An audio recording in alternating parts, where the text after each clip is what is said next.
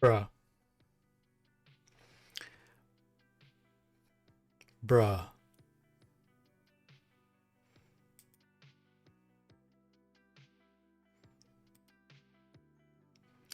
Hello, gamers. Oh. End of the week. Finally. Oh. I hope everyone is okay. Hope everyone is enjoying the end of the week. Or at the very least, last day of the week. Hi, Georges. Ooh. Oh, we have a new first time chat from Neil. Oh, maybe it's a little bit low. I probably touched the settings a little bit.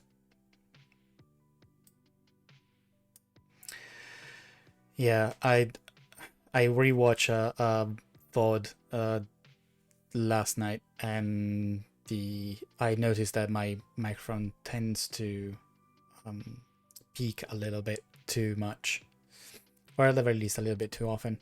So I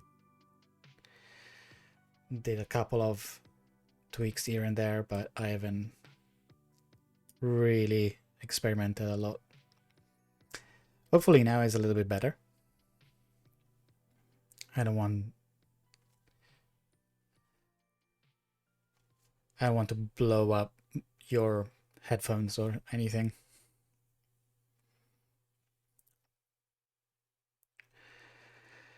Oh.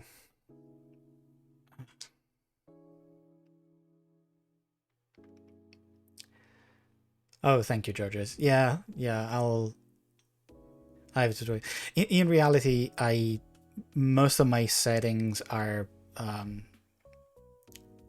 not the default, but are geared towards the conference calls and stuff like that. So I haven't spent too much time obsessing over the quality of my audio. Yeah, I GNOME Tifa. Yes, I'm wearing my Communist Party t-shirt. Yeah, I should have opened with hello, comrades. I actually love this t-shirt. I've had it for a while now. I don't know if I can see it. It's the old threadless Communist Party. It's the old threadless Communist Party t-shirt.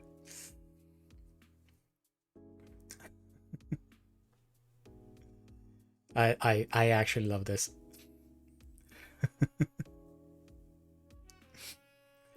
I got it like ages and ages ago, and it's it never fails to make me laugh.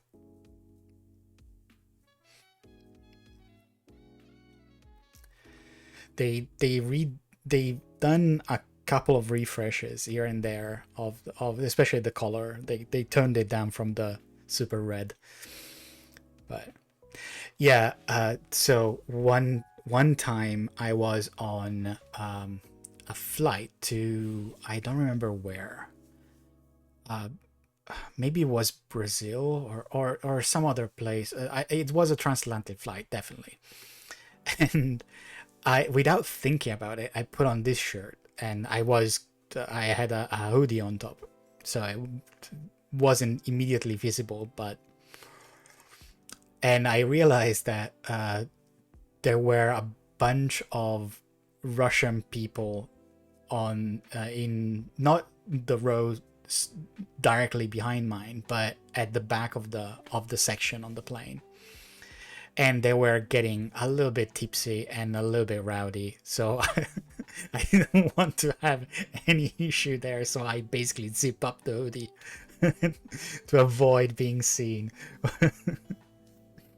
Because I realized I had to go to the toilet in the back of the section there, and I had this t-shirt on, so I had zipped up everything to avoid making a mess on the plane. That was the only time where I kind of regretted having this t-shirt.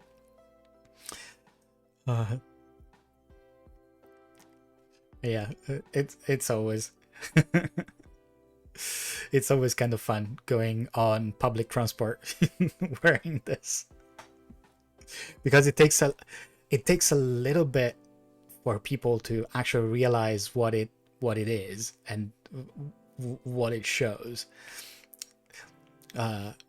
So people are always like, they look at me once and they were like, what? And they did a double take and they're like, what the fuck? That's always so much fun. Oh.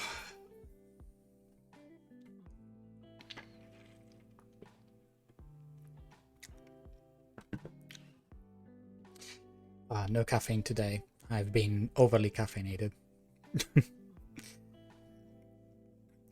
Made a whole coffee pot, and I'm not shaking right now, but before that I used to vibrate a little bit. Oh, hi, Johan. Yes, nice to see some GNOME work done over Twitch. Well, it's mostly thanks to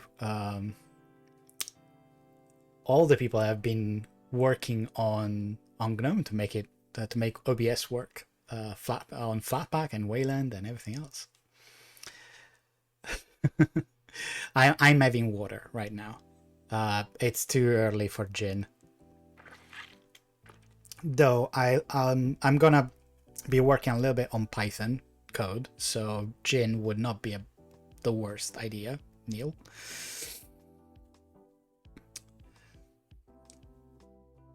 But no, today it's gonna be a chill one, so no gin.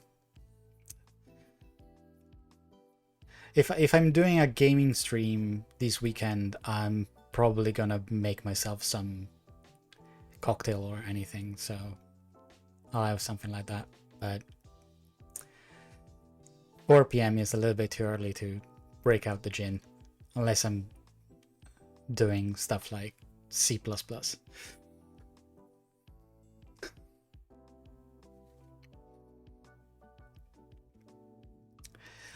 And oh yeah, definitely still going strong. Introspection. I'm actually doing a bunch of fixes to the introspection API as well. Doing a little bit of fixes there, but also mostly to do API validation. I have a bunch of stuff there that needs to land pretty soon, so that we can actually, instead of telling people you should do this, maybe if you want to, if you can, and instead of, we're gonna drop the hammer and say, no, you should not do this.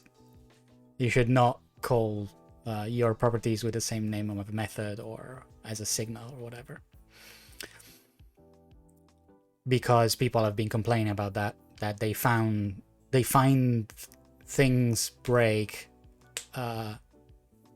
only a long time after they've merged it into the main development branch. Hi, Ivano, and welcome. Oh.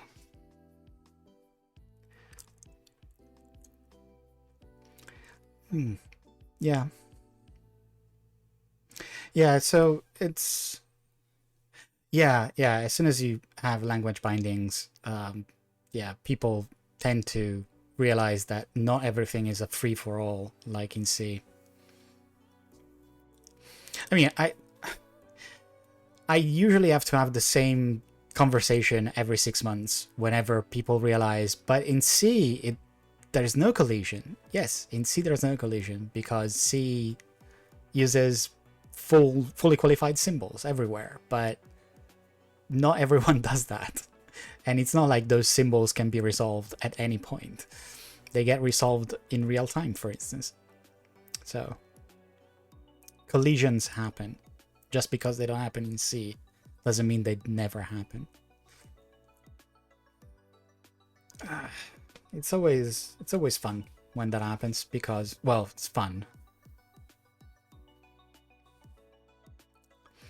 Hopefully, I mean, these days the main problem is maintenance in the bindings themselves, especially in Python. The Python bindings are not as well maintained. Well, it's not. That's not true. It's not that. I'm not blaming anybody, and I'm not saying that people should not use the Python bindings at all. The main problem is that everyone is busy, and while the JavaScript bindings are maintained by the fact that the shell uses them, and it's kind of important if they keep working. The Python bindings are not as heavily used in core GNOME. So they would need somebody to help out a lot more.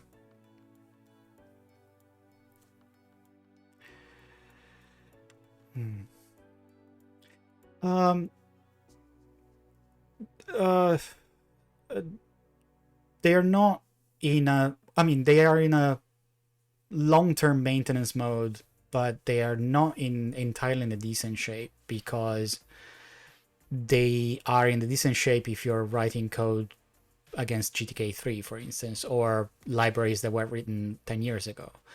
GTK4 exposed a bunch of missing features in the Python bindings. For instance, the support for the G-type instance base types. So they're not, if you don't inherit from GObject but you're still inheriting from a typed instance, then PyGObject just goes blah. I don't know what that means. And GTK started using that kind of type in a bunch of places, like the event data structure, the expression data structures, the render nodes data structures.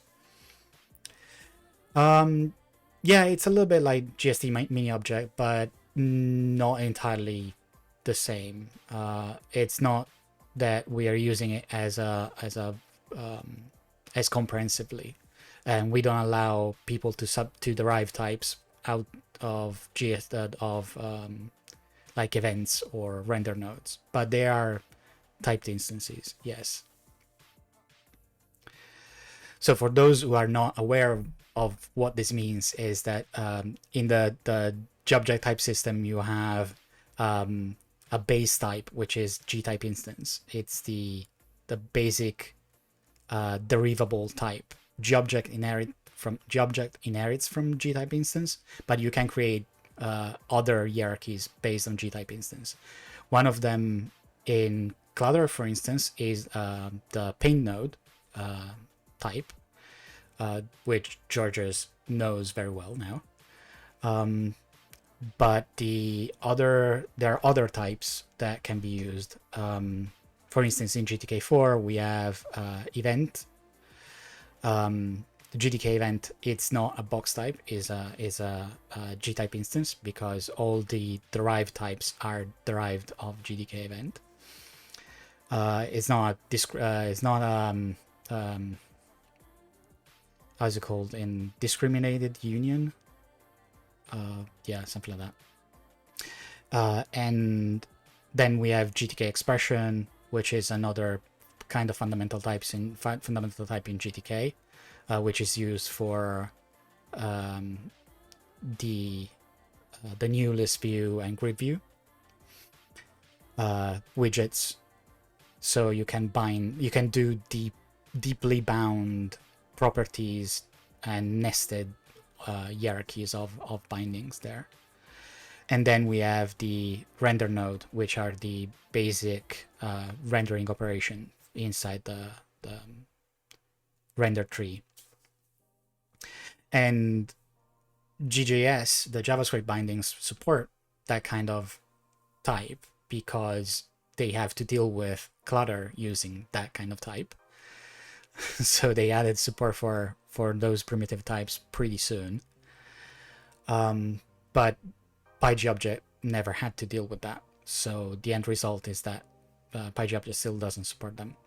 There is a merge request that tries to work on that, but it needs to be finished and reviewed and everything else. Clutter Snapshot is in the works. Oh, nice. So yeah, unifying the API. Yeah, that's a good thing.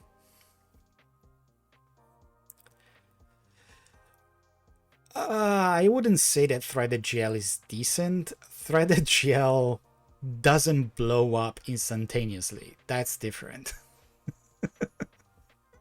That's what I would say it is. Threaded GL is possible these days. Yes, it's possible.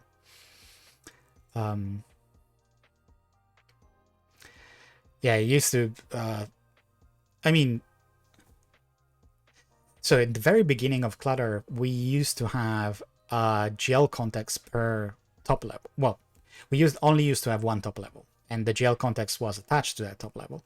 Then we had multiple top levels, and we tried to use multiple GL contexts, one per each top level. That fell apart pretty quickly because at the time Mesa was like, oh, you want to switch between multiple GL contexts? Well, sucks to be you. Please fix this. And it turns out that using a single GL context for every top level actually worked a lot better across all drivers. If you had like the Intel drivers, maybe it worked, maybe it didn't, depending on the version of the GPU that you were using. And after that, we actually asked the Mesa developers, can we use multiple threads? So we can have a thread that does the texture upload, and then we synchronize into the main thread so that we don't block whenever we have to do a texture upload. And they were saying, pause for laugh. They said, well, maybe it works, which filled us with a lot of confidence in that. So we never did that. But that, again, was like 10 years ago. So, yeah.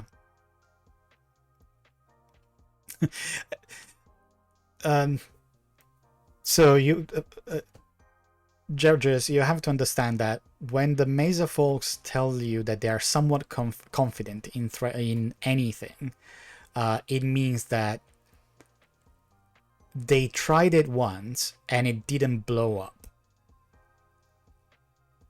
Whether or not that actually works is on like real cases and real world scenarios that are not a game. That's debatable. Yeah, maybe. I mean, games use threaded GL in places to do non-blocking texture uploads. So in theory, that should be a supported use case. But yeah, Matter will be the ultimate challenge for Mesa. Matter has always been the ultimate challenge for Mesa. It's people don't understand that, but GL-based compositors for X11 and Linux in general have always been the ultimate test case for the drivers. The main reason why the drivers are even working these days is because let's be honest here. It's just we started using GL based compositors everywhere. It wasn't just Compiz.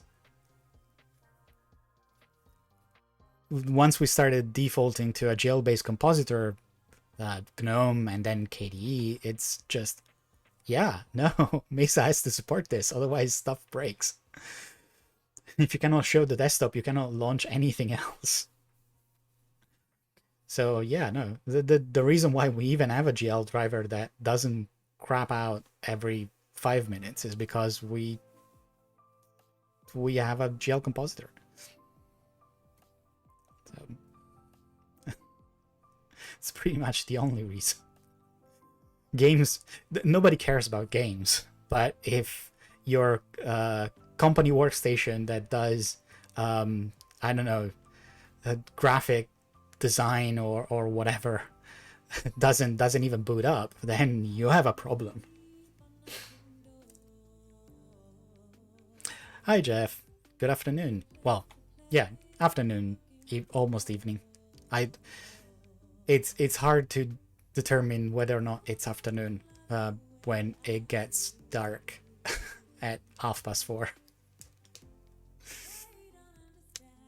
It's it's afternoon, definitely.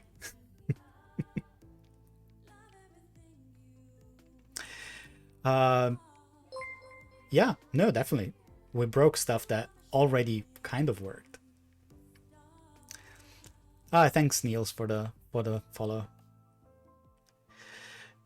Yeah, it's, I mean, stuff that already worked up to a point. But yes. In general, yeah, a lot of the stuff that happens in the Linux space is because somebody decides to push the envelope and instead of working around it.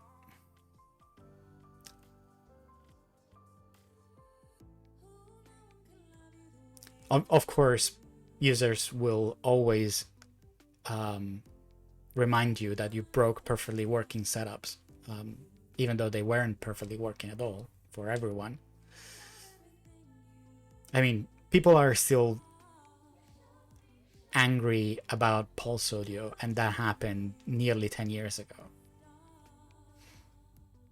Well, not nearly. It happened 10 years ago. Was that Ubuntu 12 or 4? Yeah, something like that. So it happened 10 years ago. And people are still angry about it. But now, audio works. Surprise! I can actually listen to my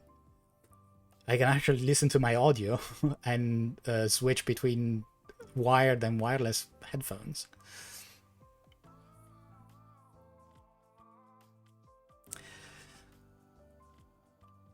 Yeah, Niels, people are still angry about Pulse Audio. That's why they're twitchy about bad Pipewire. Twitch as a platform it's weird. I actually follow a bunch of people on Twitch, mostly streamers. They're like game streamers. Because YouTube. So I follow a bunch of people on YouTube that do essays, like long form essays, or they do I don't know,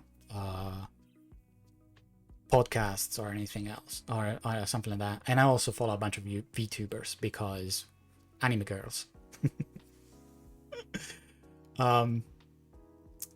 Funny people gaming with 2D avatars. That's fun. That's fun to me. But I also use Twitch because I also like to follow people playing.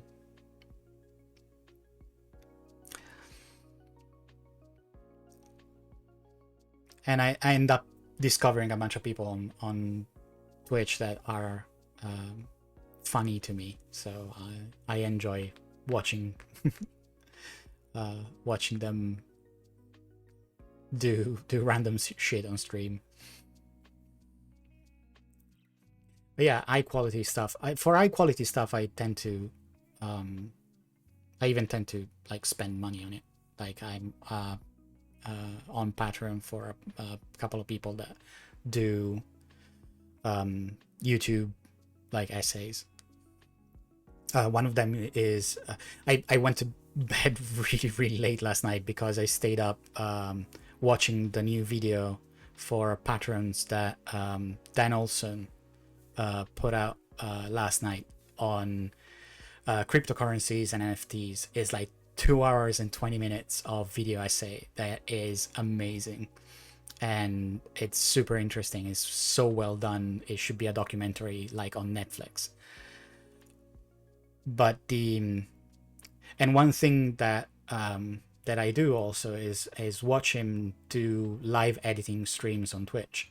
Like he edits the next video on Twitch, so you actually can follow along when he follow him along using like complicated video editing suites that are so far removed from what I usually even look like. Kdian Live or PTV are like, whoa. Is there a trailer for this? There's no trailer for this, but he's going to drop it in probably the end of the week, so during the weekend or early next week. He usually just does that for patrons very early, just as a preview, but then he put the exact same video out like a couple of days after that. But it takes him like 6 months to do a complicated video. If you want to know, like, his style is like he did a couple of videos, one on Flat Earth and like conspiracies and stuff like that, and it's super well done. So it's it starts with Flat Earth, and then there's a twist halfway through it that I will not spoil it, but it's so well done. Dan Olson is Folding Ideas. He used to do other like more media oriented stuff, and then he went into like long form essays. They are very interesting. I'm talking and laughing a little bit. We're already like 30 minutes in. So we probably should switch and look at this, at what I was planning to do today.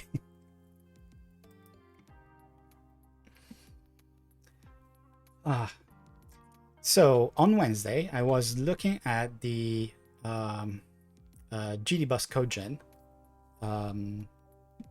generator for that usually is takes dbus XML like introspection data and turns it into C code, but also has a documentation generator for docbook. And since docbook is terrible, I wrote a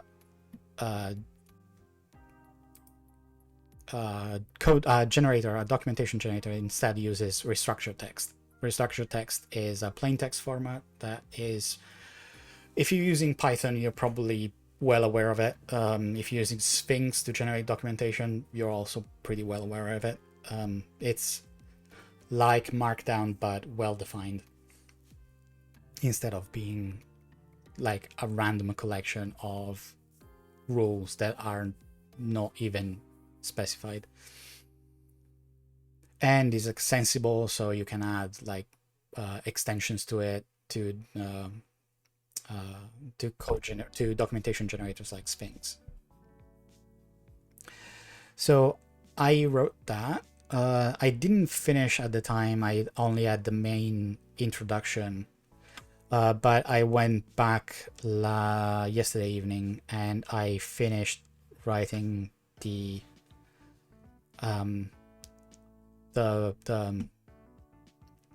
finished stubbing out the properties and methods and signals. which it didn't take long, but yeah. So what it does is now generates the sections with the code blocks for the declarations. Then the arguments are definition lists.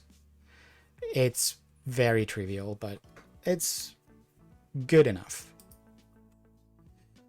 And it can also, so from reStructuredText, you can also get, you can also use rst2man, which is part of the Python docutils package, and you can generate man pages. So if you do, I ran it beforehand, but you can literally generate man pages as well out of the reStructuredText. So you can get man pages for the dbus interfaces. You should not be doing man pages in 2022. Let's be honest and clear about this. But if you want to, this is possible. We actually use reStructuredText for the man pages of the GTK command line tools and demos that we install by default. So it's a good test to see if stuff is breaking or not. For instance, every time we find a reference to a method or a signal, or there should be, yeah, or a property where we add an intralink that can be rendered differently by whatever conversion method. For instance, in HTML, it will become an actual link. The main issue that you can see here is that a lot of our example literally embeds docbook tags instead of embedding whatever else. But you're not supposed to use the same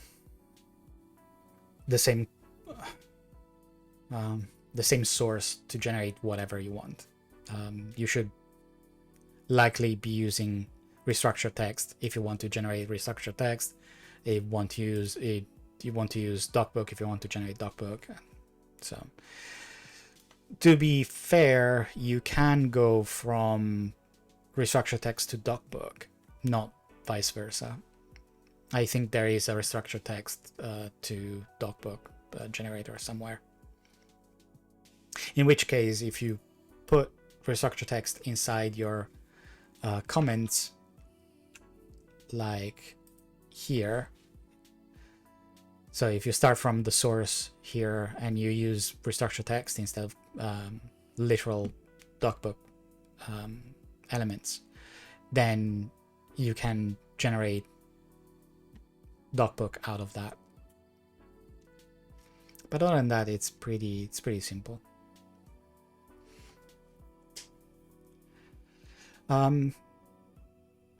So I opened a merge request with this, and the end result was that Philip was so very kind, and he did a code review. There are a couple of things that he found are already fixed. There is one nastiness that I found while writing the code generator, which is the parser of the document, of the comments, has the tendency of adding XML paragraphs, docbook paragraphs. So I had to fix it, but that doesn't imply that the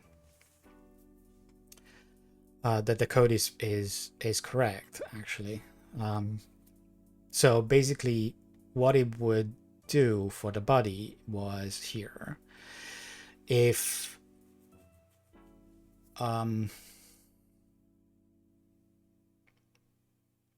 yeah, it would, if it found an empty line, it would close the paragraph and then add a new paragraph and open a new paragraph. So in the end, you would get more. You'll get a paragraph at every new line, which is fine. But the docbook generator didn't know how to deal with that. So we will have to break out the lines there as well. So after we expanded all the all the text, so we expand the notation that is used here. For instance, this one, this GTK doc like notation. After we do that, and we expand it to turn it into docbook links, we have to go through all the body, all the lines in the body of the documentation, and if we find an empty line, then we have to break. We add an end paragraph and begin a new paragraph there. So instead of doing this around the entire thing, we go for every line. If line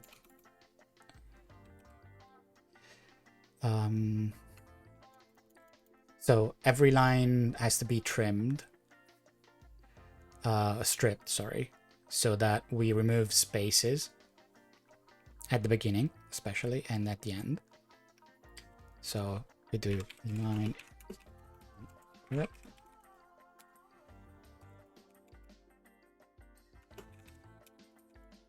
And if the line is empty, then we do,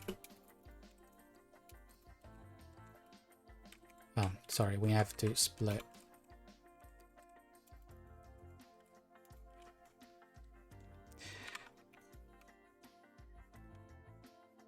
Yeah, if not line, but yeah, I need to do. Then we do this. Also we need to do our, since we are disassembling the entire thing.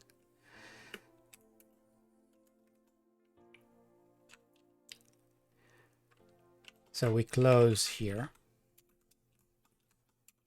and then we open a new paragraph.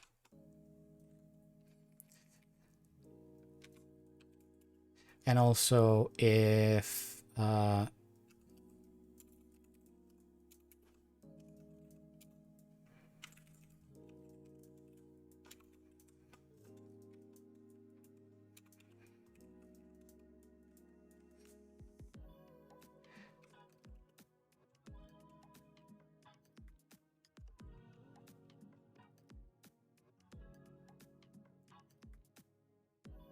and yeah, then we remove actually this.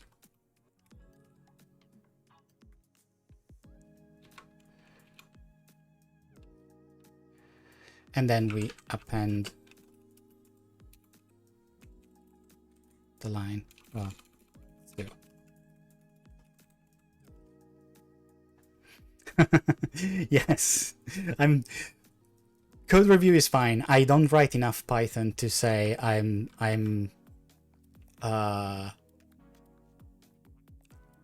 don't mind doing that with Python, because I don't write enough Python to be confident in everything I write like first.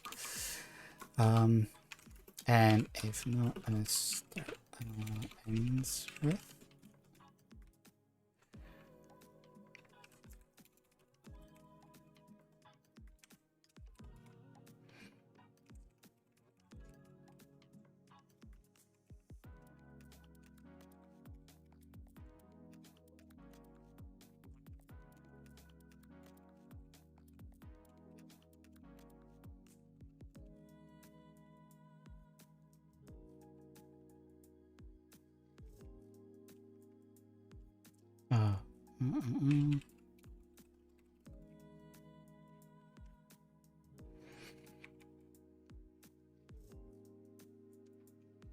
Oh no, we can just do this. And then we return everything joined up.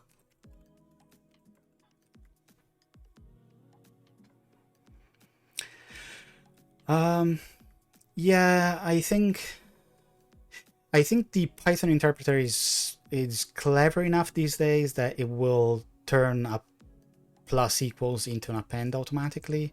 I think they had some major change there in Python 3.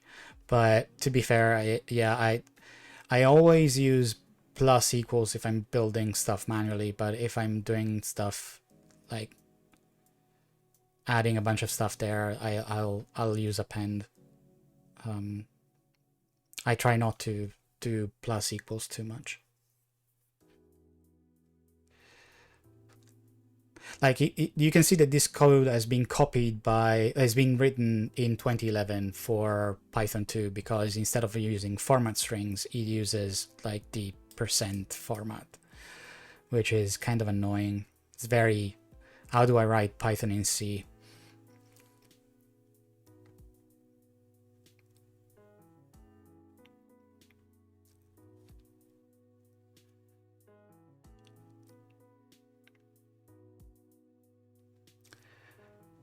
But yeah, I mean, this bit of code could actually add more paragraphs than necessary, because we just close and open a paragraph for every single empty line.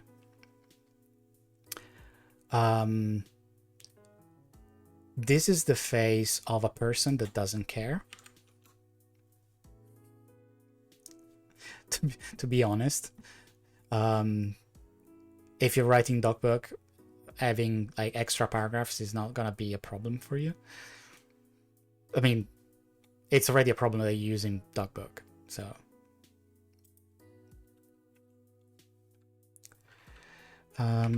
So let's see if I can test this.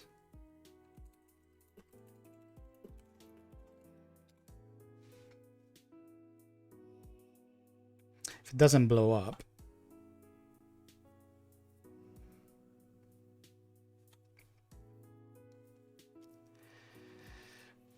but basically I'm trying to test if the output is gonna be decent or not, or at the very least not completely broken. Again, I'm not extremely concerned about the docbook output being as efficient as and clean and nice as it can possibly be, because the docbook output is mostly meant to be integrated with GTK doc, and people are dropping GTK doc. The only project I know that is still very much using GTK doc is glib, for legacy reasons. Well, contingent reasons. I mean, I could drop everything here and not care about it. But the main problem is that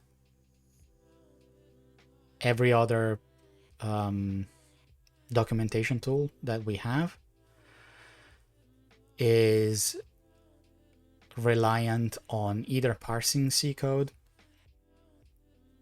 or parsing the introspection data. And the introspection data is not inside glib. For glib, is not inside glib. It's inside GObj introspection. Let's see.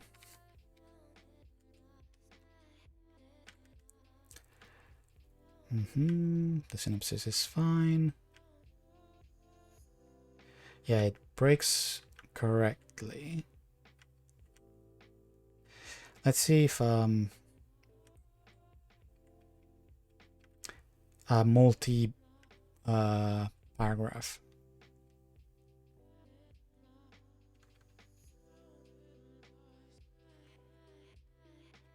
Yeah, you see there's an additional line here, an extra line,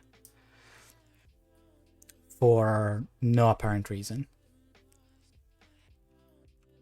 It's not apparent for no apparent reason. There is probably a line there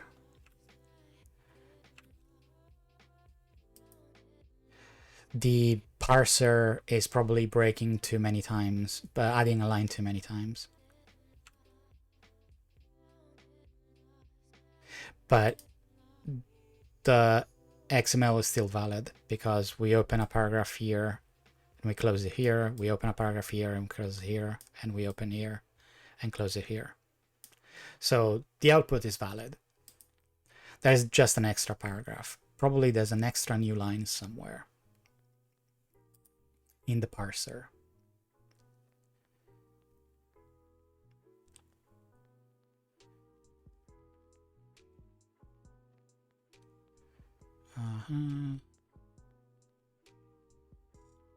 No. Here.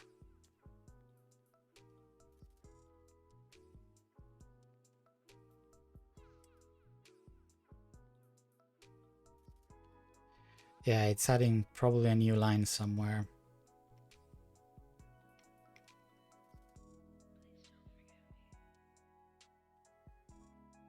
Yeah, it's doing this. This is a typical case of let's add a state machine, and then at the end, oh, something is broken. Let's add some. Let's inject some state somewhere. Yeah. So it should be.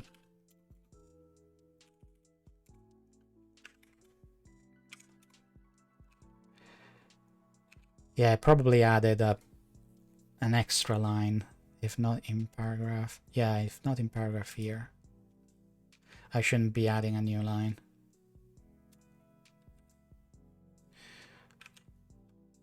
I should add a new line only at the end.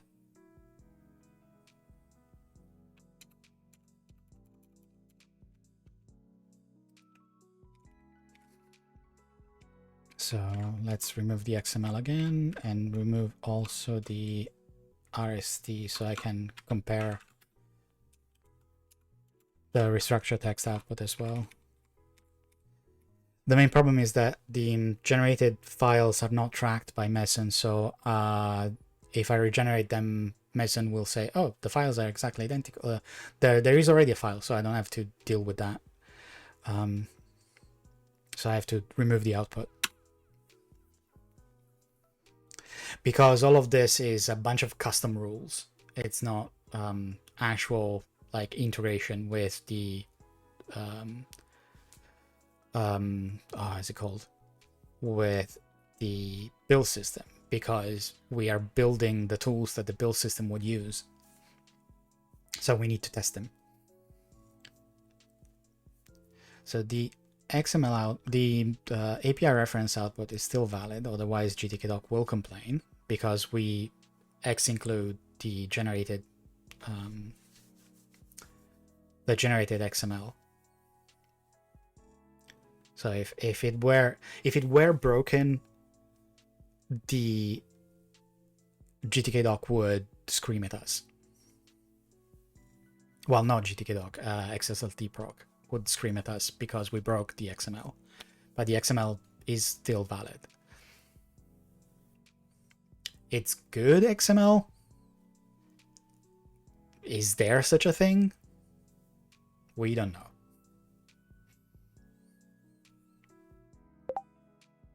But you can see the amount of crap that. So all of this stuff should be, it's generated by GTK and GTK is generating bad XML. Well, it's generating a bunch of bad stuff. And the end result is that you get all these warnings from XSLTproc because it's getting stuff that it doesn't expect. So let's go inside the paragraph is fine. Paragraph list is fine.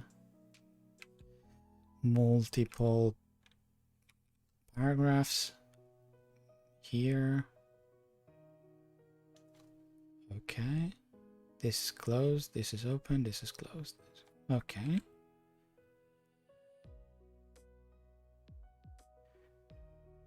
Yeah, that works. Okay, so it seems to be working now. And let's see if since we removed an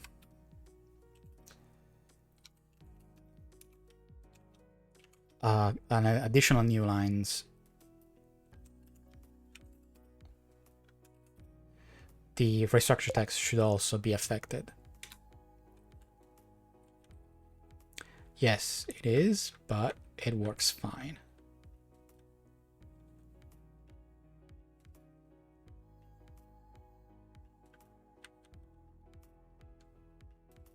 Yeah.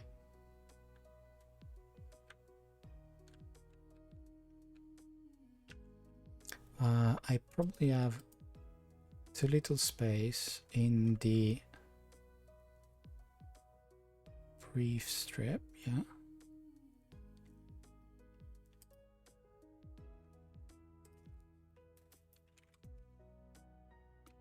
No, this is fine. Yeah, it doesn't strip away the brief. Yeah. No, this is fine. Yeah. Yeah, this should be okay.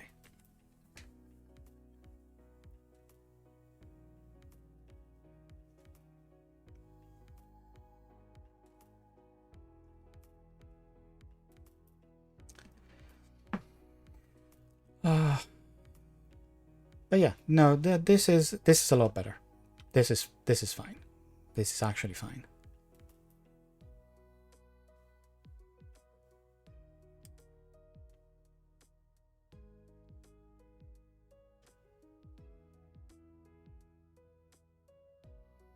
Yeah. Yeah, this is actually fine. I mean, I could modify a little bit this mess of a code of a state machine to avoid like string concatenation and instead use array and then join. But I don't want to break stuff that is already kind of working.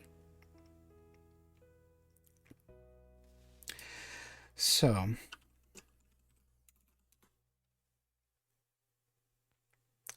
this one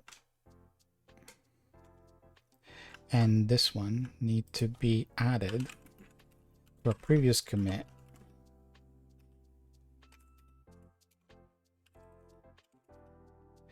Because they're part of the same change set.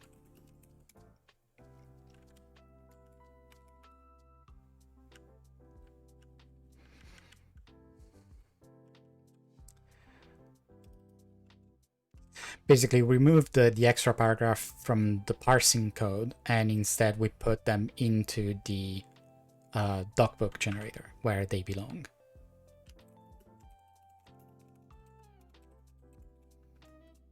So it's an atomic commit.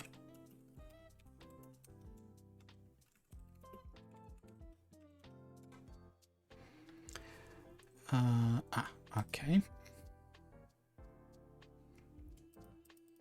We close this. So we'll see the... Yeah. So now we can force push to the merge request, to the branch that is used by the merge request.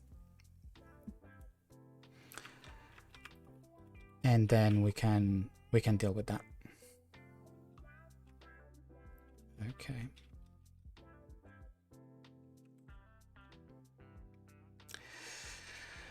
Yeah, mostly because after doing this, I wanted to add code in gi-docgen to deal with loading the reStructuredText extra content files.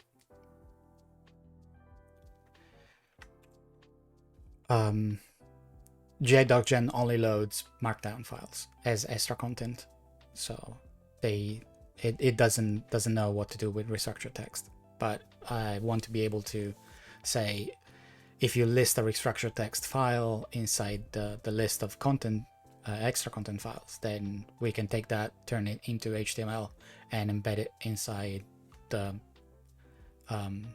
resulting API reference. just like it would for a Markdown file. So we can generate the man pages, or we can generate we can use reStructuredText for man pages, or generate the structured text for the dbus interfaces, and then you include them inside your API reference. Strictly speaking, it's mainly for man pages, because gi-docgen is for GTK, and GTK switched to using reStructuredText for the man pages, as I've said before.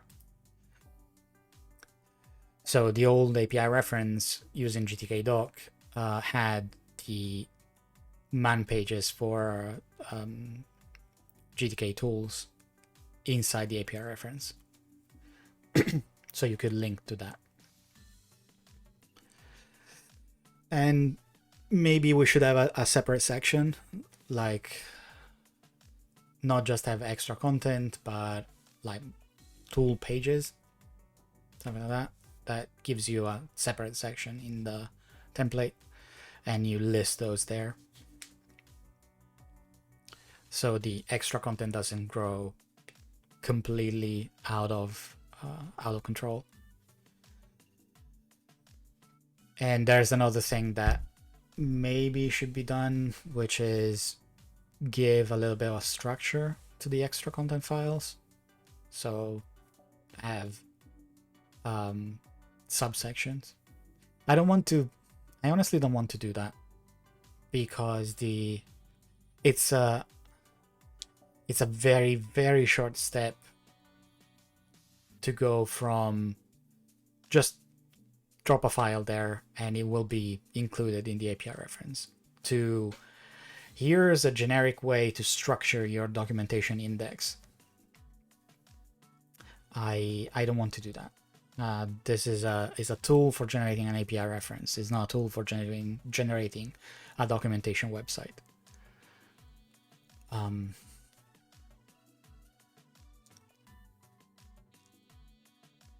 And if I start like pushing towards that end goal, I start moving gi-docgen into a direction that I'm not comfortable with. I don't want to deal with people using gi-docgen for random documentation websites. There are tools for that already. There's HotDoc, there's Sphinx, there's Doxygen. Oh, this is an interesting artifact. Oh, this is bad. See? Huh, look at that. Oh, this is an interesting. I don't know if it's oh, I know what it is. Yes, I know what it is. So this is the GNOME text editor. This is libadwaita, and it's for the tab strip. And the tab strip uses a shader to fade out the content of the label. And in doing so, it seems it's sampling from outside the shader, so you get these artifacts here. That is very interesting. So it's a neat little bug. Yeah, because it's basically rendering this label off screen, and then from the off screen texture is sampling stuff using a shader to fade out. Oh, an interesting bug.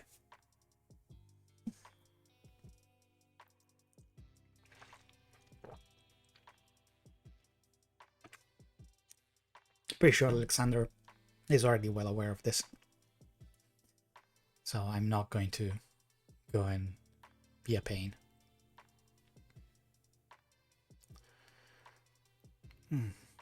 But yeah.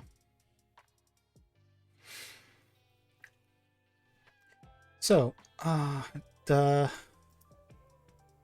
let's see. I don't have a need to make a new window.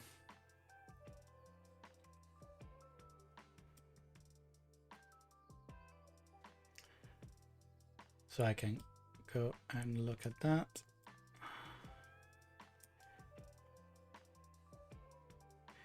Okay.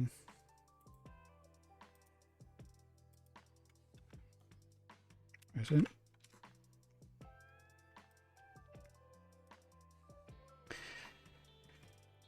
So yeah, this has been fixed. This has been fixed. I need to add a test. And I fixed the CI. Okay. Adding a test.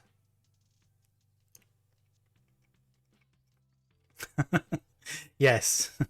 Well, at least it's not my fault in this case. I'm not the only person responsible for the failure of the Linux desktop. There are plenty of people that are not as equally culpable as I am, I guess. But no, it's an interesting bug. There are a couple of bugs here and there in the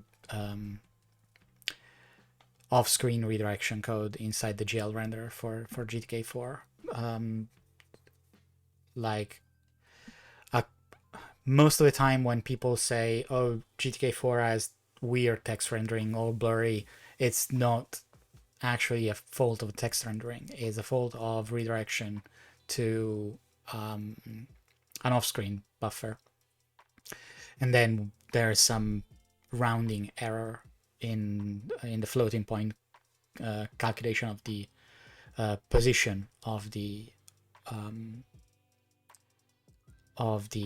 rendering command that basically blurs it, because the result is not aligned to the pixel grid. So that is one of the bugs that people usually notice and then complain, but it's not an actual, in most of the case, it's not an actual issue of the text render. It's an issue of the GL render that does off-screen redirection. So how do I set up a test? Do run code gen.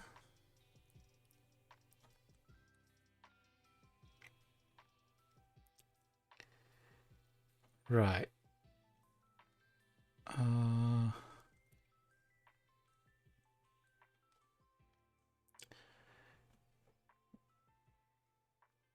So we could add something like that.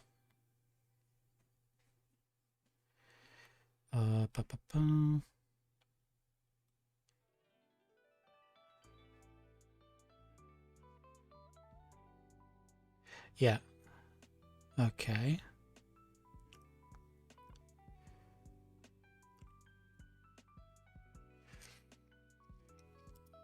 So we could do something like this.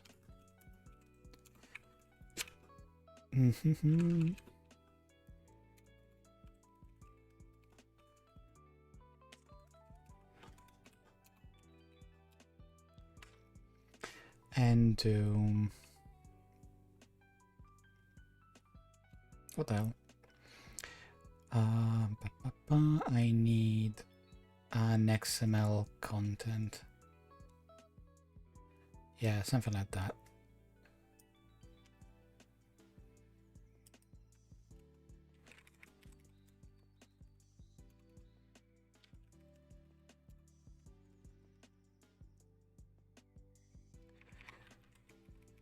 And this one should probably be like this.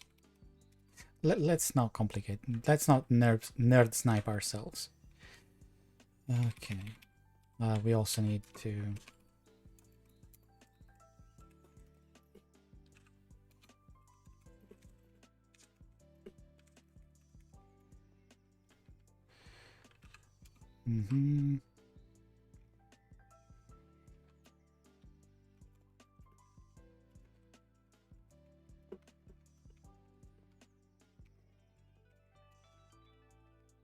Okay. So we run the CodeGen.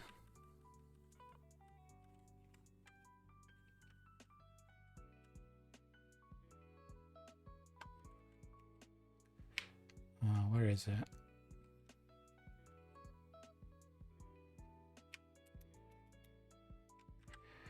So we want to run the CodeGen with an interface file.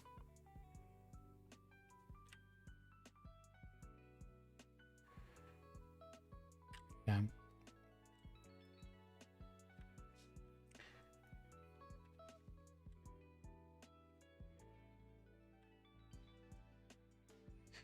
So we want to run this on a simple interface, and then we want to check that the documentation generator creates a file with the given like prefix in the current directory. We cannot use output because it's not compatible. So we need to check that the file generated will be then removed or unlinked or whatever.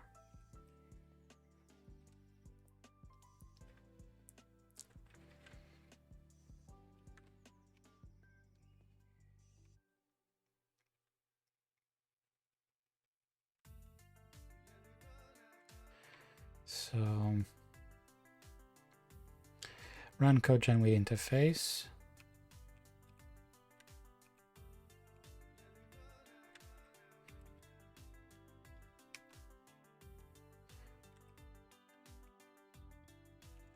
So run CodeGen with interface.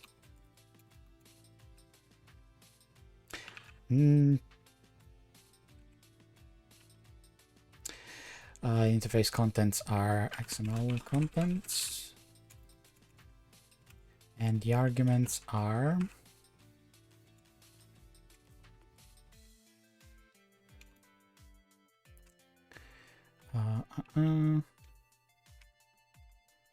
generate RST,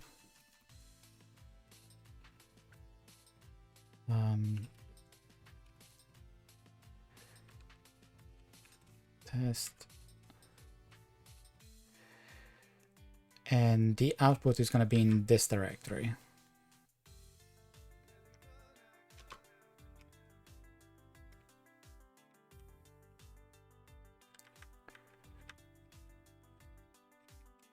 And we use res.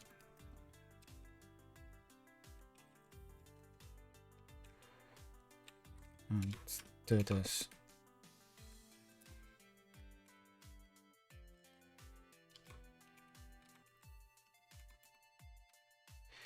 Okay. So the result is going to be empty because it won't do anything on the standard output.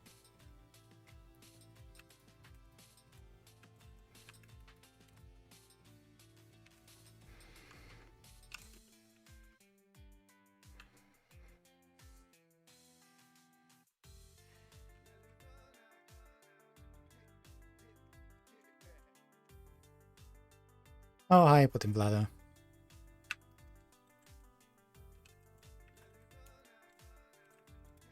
So nothing on the error and nothing on the output. But we need to check that there is a file.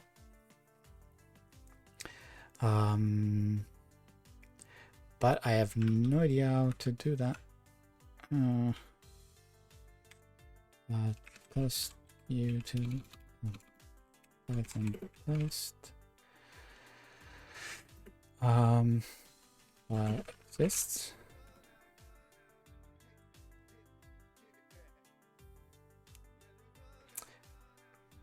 Python the Python docs.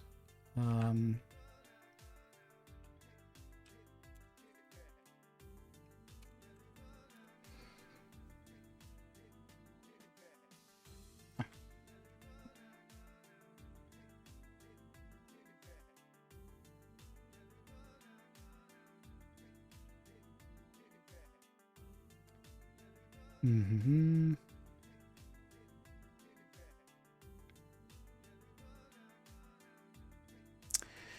Never remember the API for.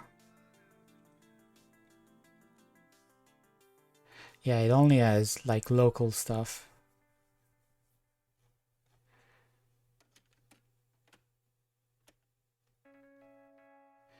I basically need to figure out if a file exists and assert that.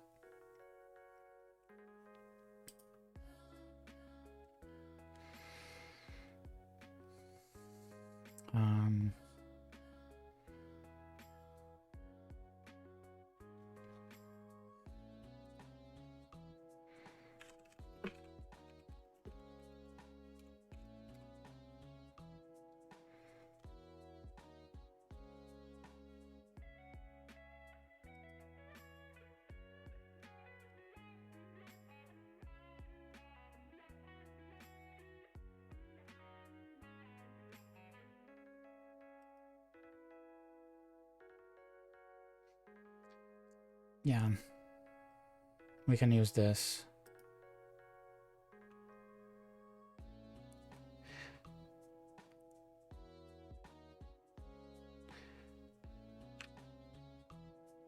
Do we already import OS? Yes.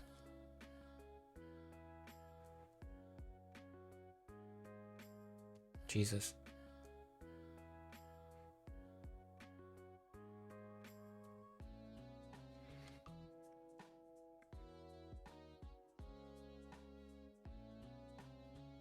What is this?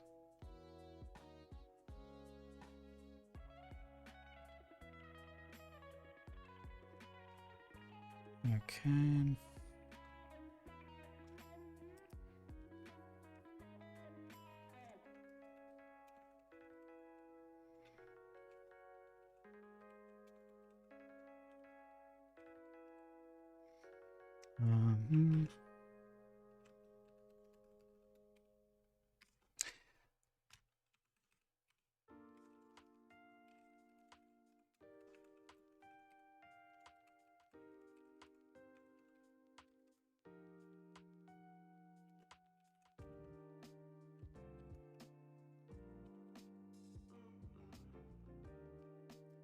Yeah, this one should be enough. We don't care about the contents because we cannot actually deal with that, but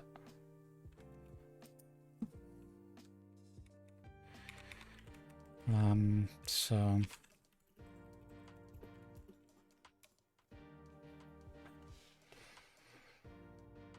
and then we run that particular test. It's the codegen.py test.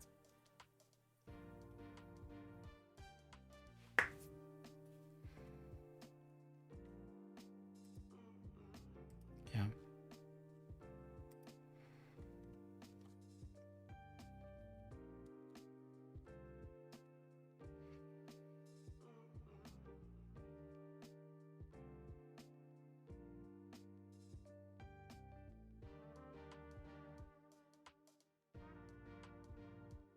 Yeah, ideally, so we'll probably also need to delete some stuff. We'll see. We'll see what happens.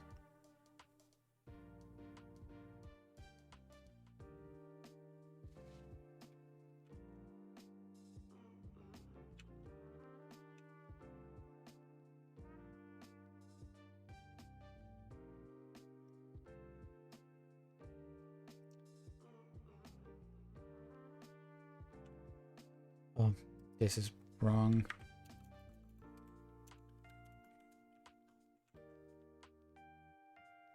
Right.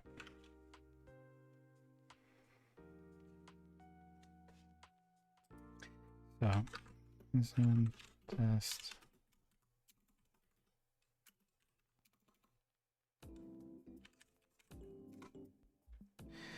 So it's gonna be inside the codegen test.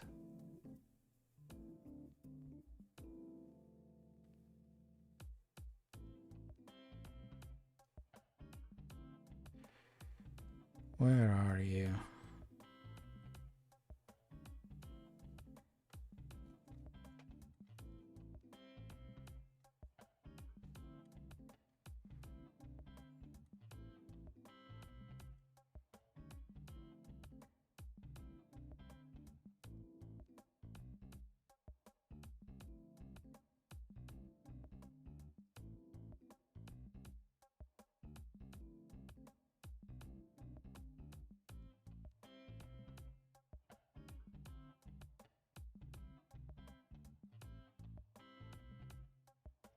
Not here. Where are you?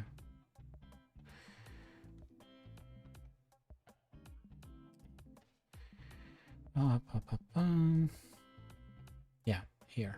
Python tests.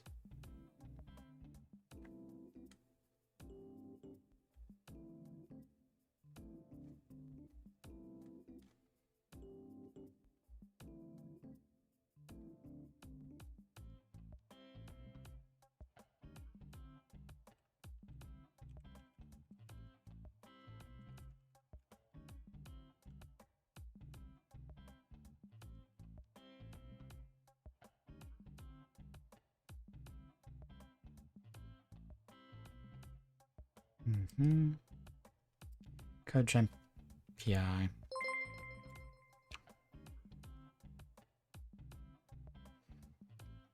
Oh, thanks for the follow, Diddy Fisher.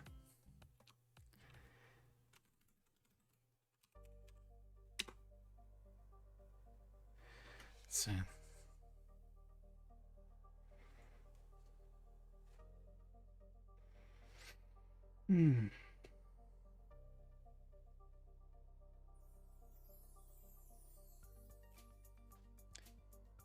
Let's see what happens there. And if anything blows up.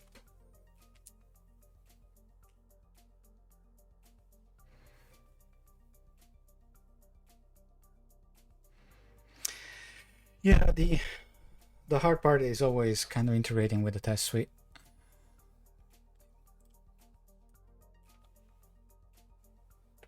And seeing what happens there. Also, I have no idea what the output is going to be.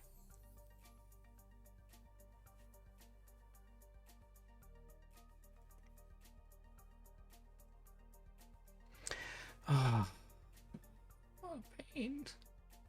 Why does GTK take so long? So boring.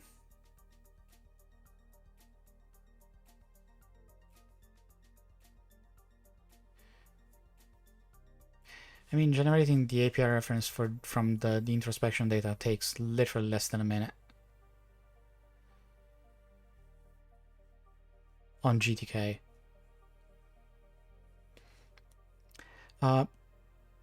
It passed. Okay. What the heck?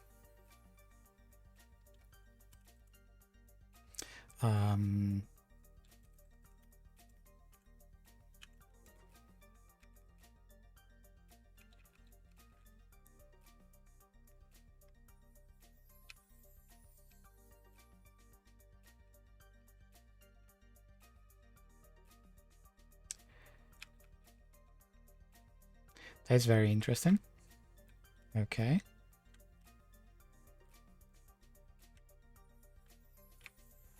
Yeah, seems to have worked. There should be GIO tests. No.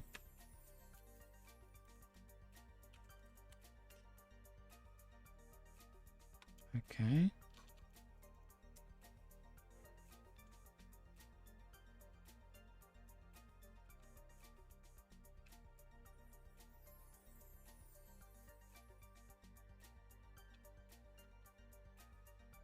And there should be a... Okay.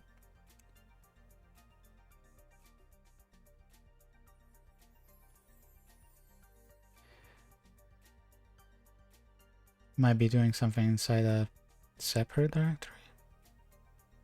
Like temporary directory.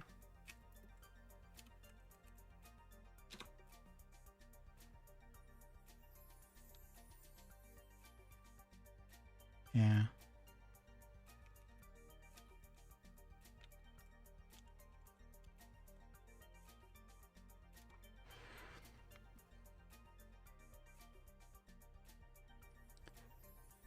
Oh yeah, it's in a temporary directory.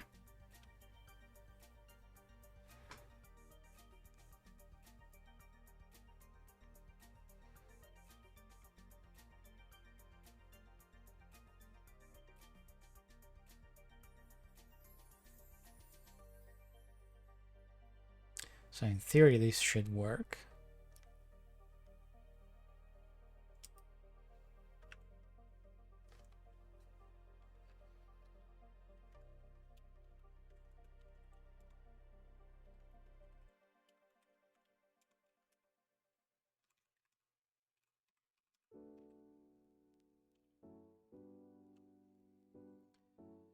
Uh,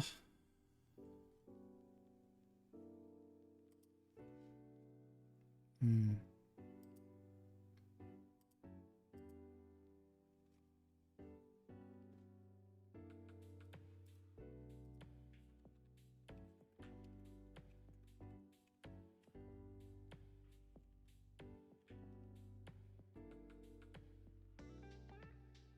The test suite will delete the directories and stuff, so...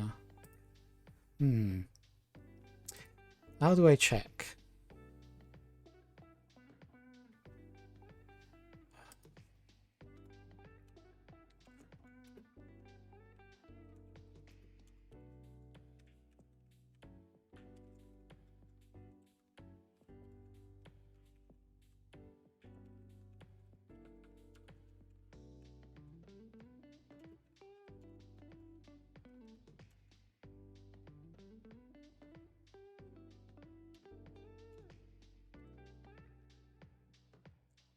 Uh, uh,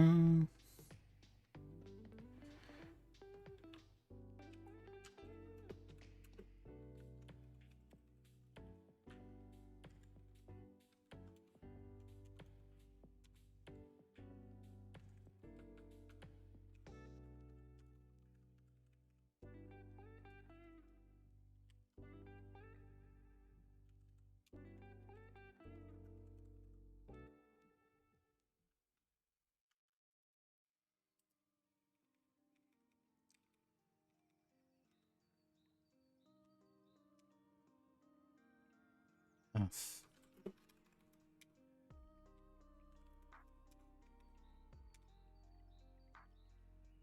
yes, let's regenerate everything because we have time to just waste.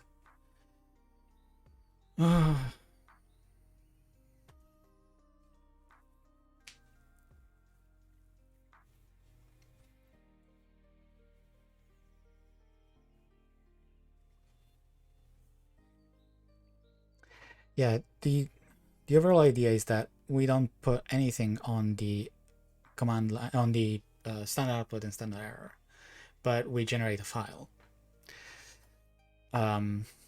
Because the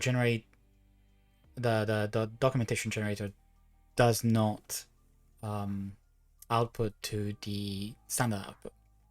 If it like sent stuff to the standard output, it would be a lot easier. But just like docbook, the docbook generator does not put stuff in the standard output. The restructured text one, the restructured text doc generator should not do this. Should not do that either. And also, we don't really like putting stuff on the standard output, like C and like C code there either. There's actually a check in the main. Oh, okay. Okay, now it's fading. Perfect.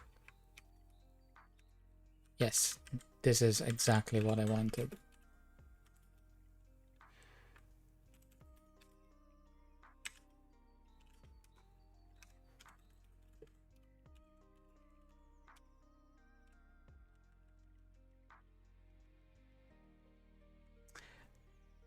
This is not what I wanted instead.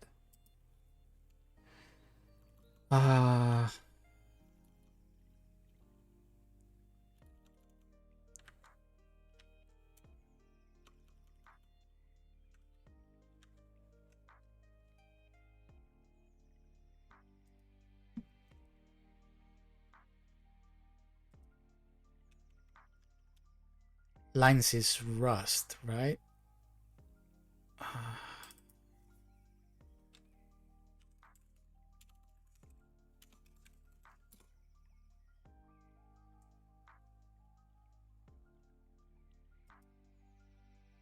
It's read lines.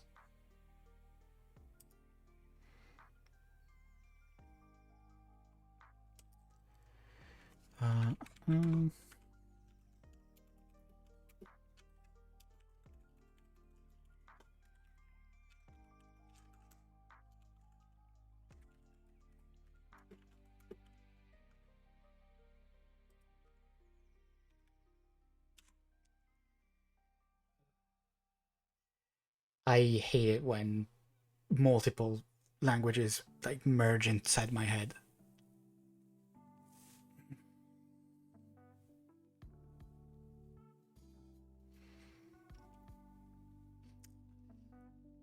I always have to like read the basic API reference for any language, any standard library, because sometimes I just I'm just gonna use like Rust in Perl or I don't know, Python in JavaScript and everything else, and they are always slightly different with one another, which means that you cannot move between languages without losing a lot of time.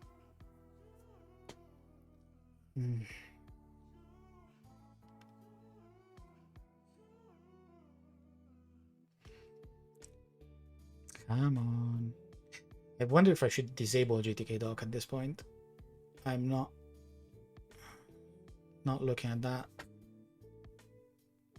The only reason why I enabled it is because I need to run the codegen on the existing XML file so I can get the reStructuredText file. Okay, good. Now it's working as I expected. So it means there is a file.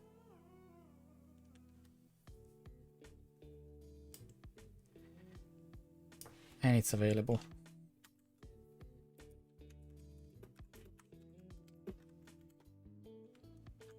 What the fuck are you doing?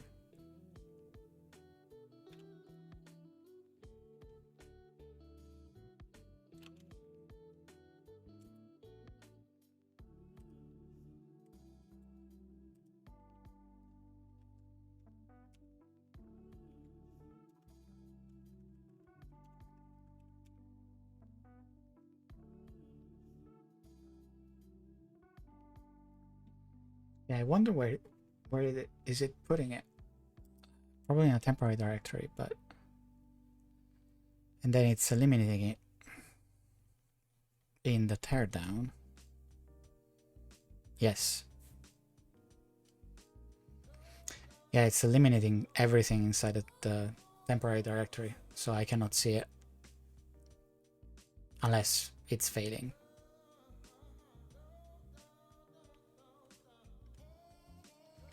Yeah, it's kind of annoying that little bit.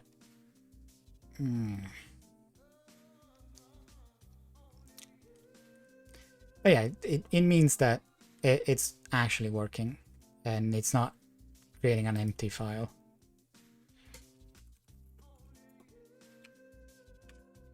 So we add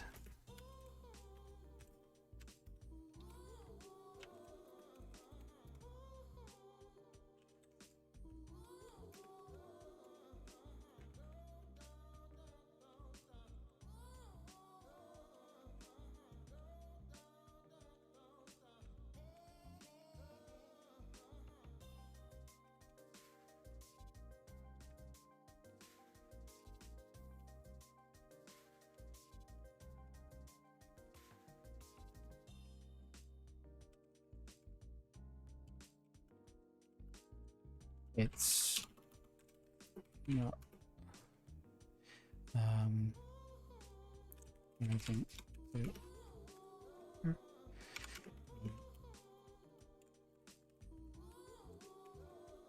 and that the generated file isn't empty.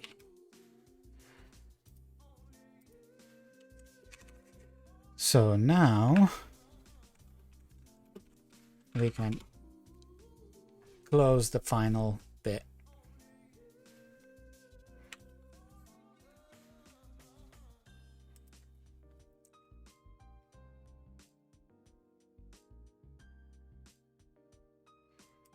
Okay.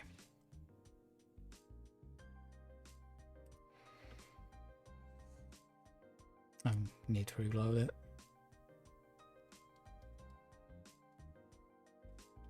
Documentation is fine.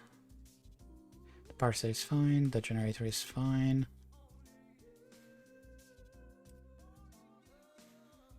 And the test suite is fine. Yeah, we could add the same thing for the docbook. Yeah, let's do that. Basically, it's exactly the same, except instead of opening an XML file with RST file, we open a docbook one.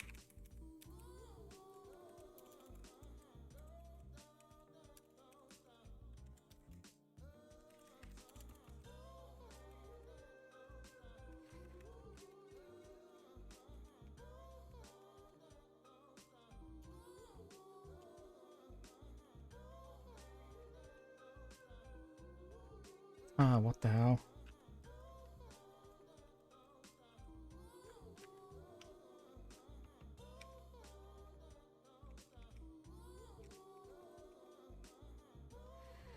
So all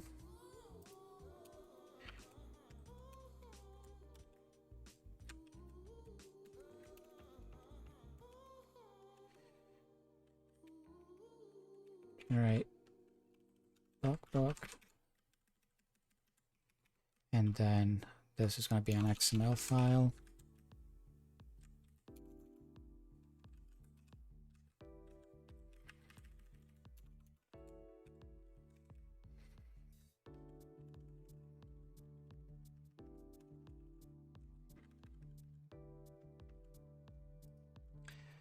And we add it.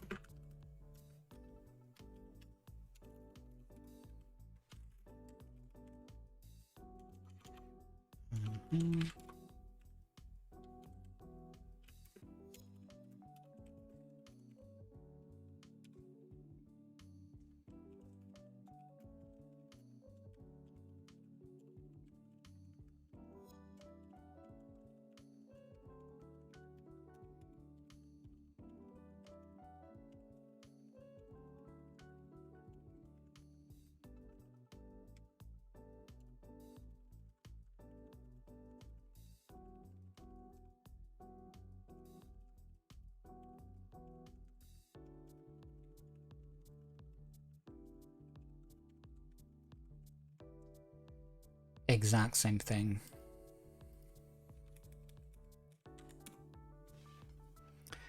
And at the very least, we should get like a basic functionality test.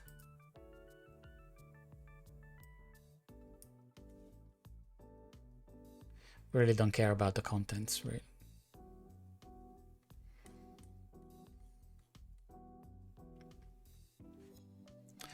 Oh, okay.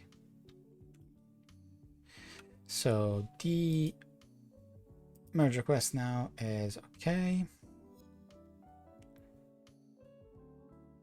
Resolve the thread here. It's fine. Yep. So, this one was nice. Yeah, let's take a little bit of a break. I want to go and make myself some tea. And then we can, when I come back, we can go and look at the yeah, let's put Python away for a little bit. I don't want to go into gi-docgen and fix that. So maybe instead of doing that, what we're gonna do is go through the developer documentation again, since we skipped that on Wednesday, and see what's missing there. So let's take a little bit of a break, and I'll be back in 5 minutes.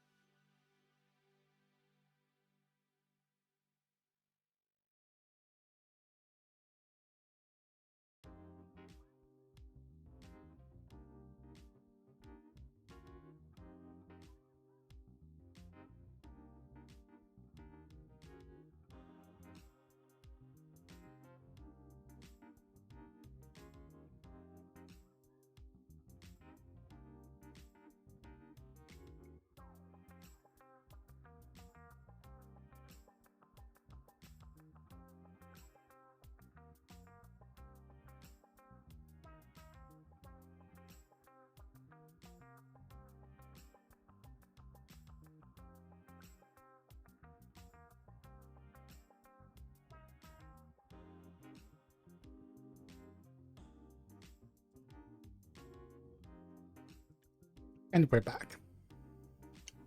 Oh man, yeah, I really needed that tea.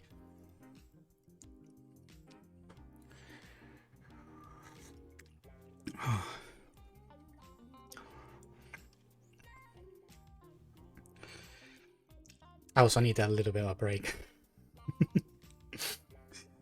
It turns out that I had way too much coffee. So I had to run. Oh. So, yeah.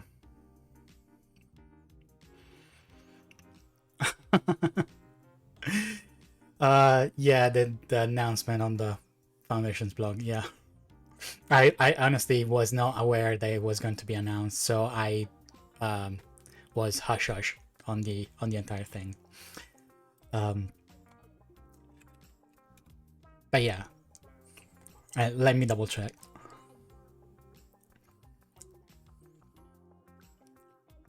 Yeah.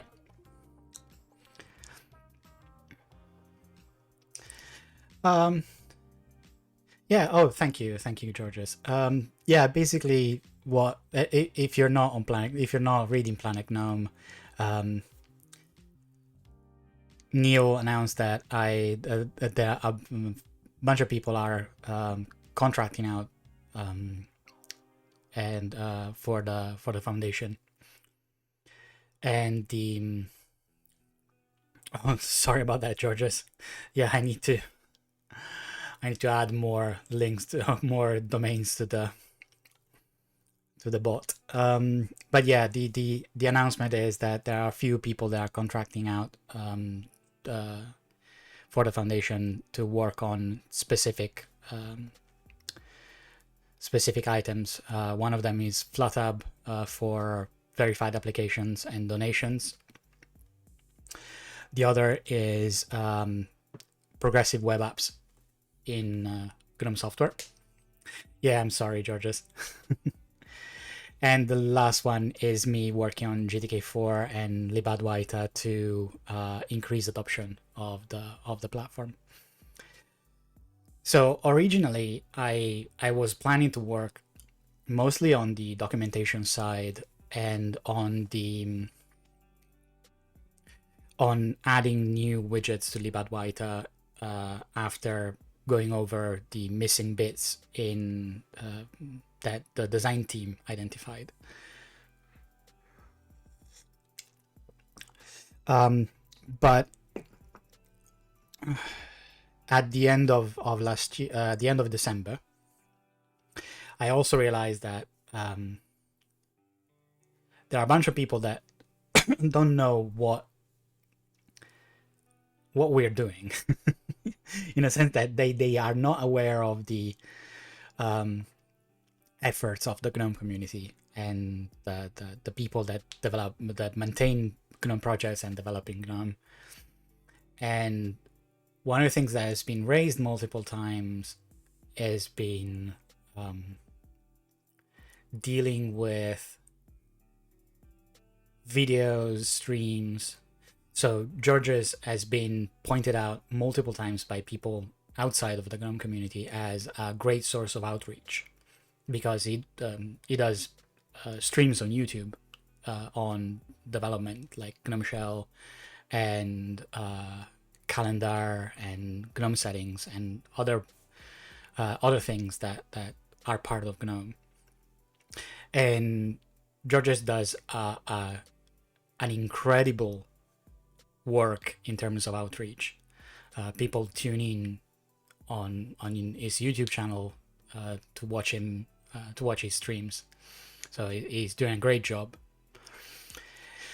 And I thought, well, why not do something like that and basically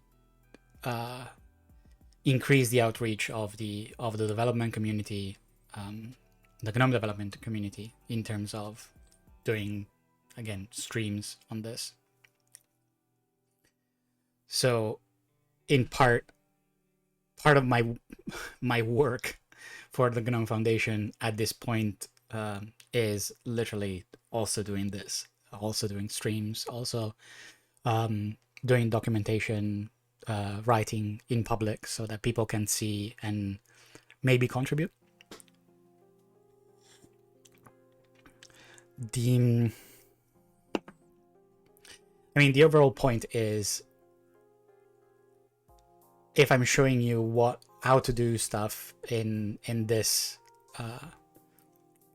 space, in this area, and it doesn't require you to be already an established contributor to GNOME, you can join in this effort. You can help out there. It's something that I worked on as a volunteer in the GNOME community.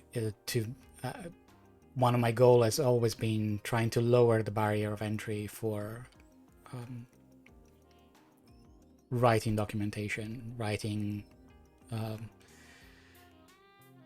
new code that deals with documentation, that deals with all the jazz.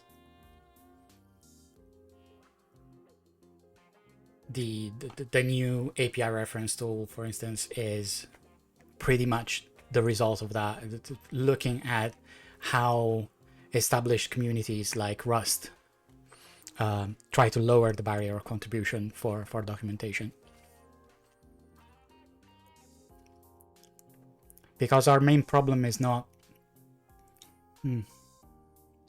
Our main problem is not getting new contributors for the code. That is usually a problem, but it's a problem that is shared by every single free and open source software project. Our main problem, though, that is specific to GNOME at this very moment, is we lack a source of outreach for people that want to use our platform and contribute back to it, but not in the form of new applications or new code or patches or merge requests to existing projects.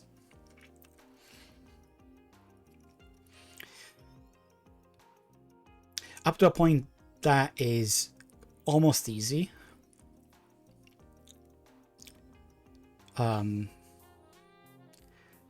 Because you will always find somebody that is willing to scratch their own itch when it comes to a missing feature somewhere.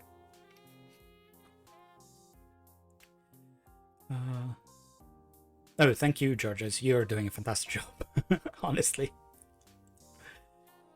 But yeah, the streaming coding, doing coding like on stream, doing videos and stuff like that to show that it's easy to just click and clone and then contribute back and push a merge request and whatever. It's important, but I found that contributing back documentation is incredibly opaque. People don't understand how documentation, how we go from sorry, not how we go. They don't even know how we get to the actual documentation, the actual API references. Where are they hosted? Where is the source of that text? And it's always hard for that to be visible. Like even contributing like a typo fix is incredibly complicated if you don't know that, for instance, most of our API references, if not all our API references, are included inside the source code, and where to find the source code and where to find that particular bit. So you only have the output, but you have no idea where the input is.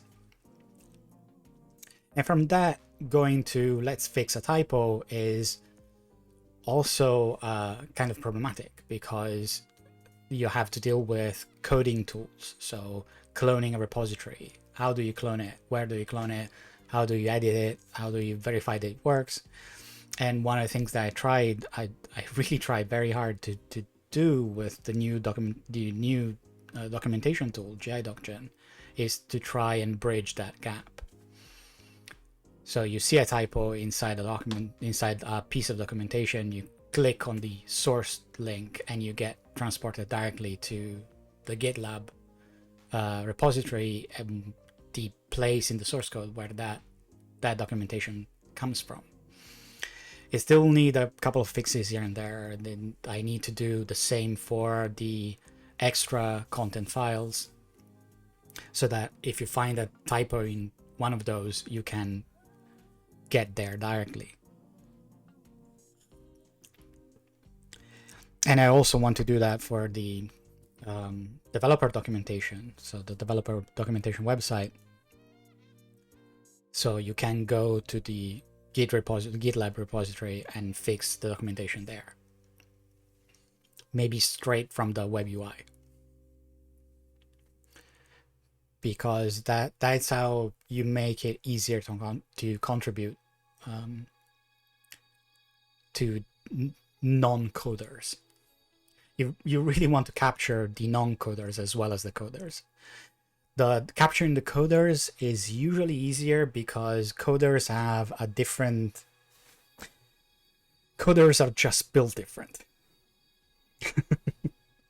Coders are more resistant to pain than the average human being. So the end result is that they will not stop instantaneously when there is a little bit of when there's a threshold of pain to overcome. But everyone else, and rightly so, I mean, it's entirely understandable, and I have I am entirely in favor of removing the pain in any way.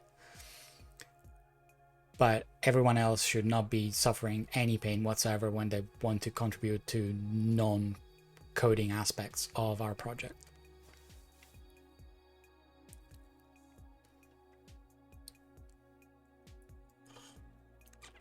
Like, imagine if we had, for every person that contributes code, we also had a person that contributed documentation, like for developers. Like, it's the meme image, right, with the flying cars and like crystal cities and stuff, and said the world if we had developer documentation writers as well as coders. It would be great, because our project lives and dies with our platform, right? And if our platform kind of sucks, if that platform documentation kind of sucks, then nobody can contribute to it. Nobody can use it, but nobody can contribute to it. So yeah, maybe we should add more stuff there, make it happen in a better way, make it work, make it easier for people to contribute there.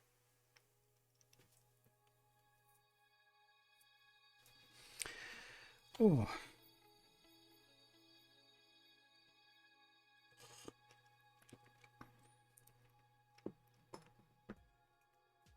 Yeah, I mean, our developer experience is kind of reliant on that being an easy thing to achieve.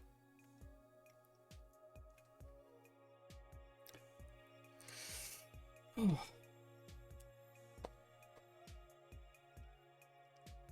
So let's go back to my desktop. Yep. And we're back inside the developer documentation website for the beginners tutorials.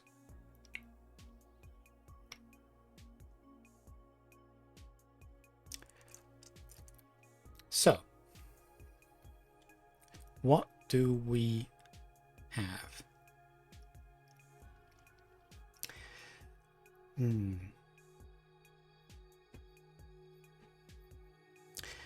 The last button is a volume button.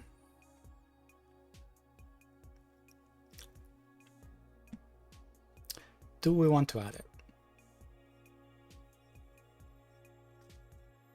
It's a very trivial button. Like,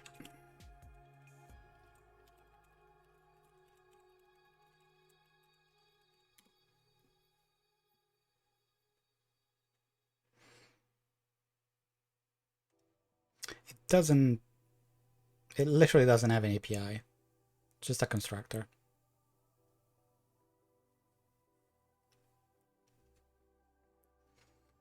It's not very interesting, is it?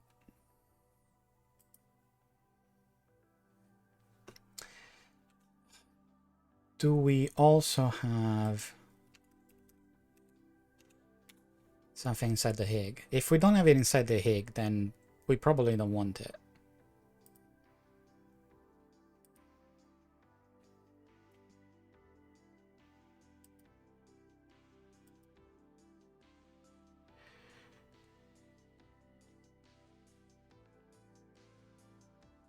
Yeah, there is nothing inside the HIG about that. So maybe we should just drop it. Everything else has an entry in the HIG. So if it has an entry in the HIG.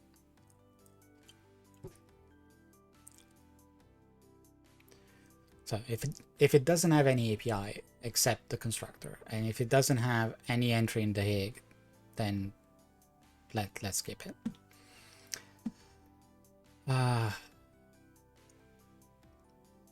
Let's go for the hard part.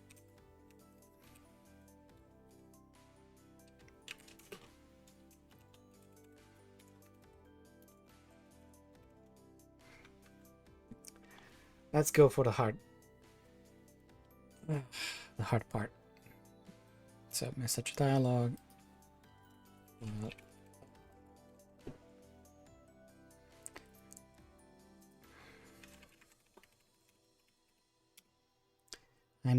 I know I'm going to regret this.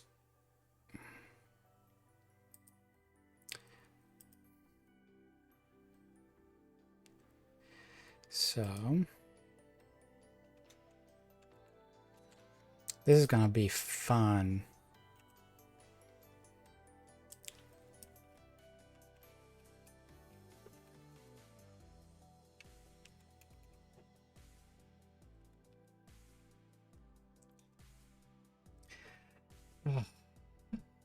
My old nemesis, the file selection dialog.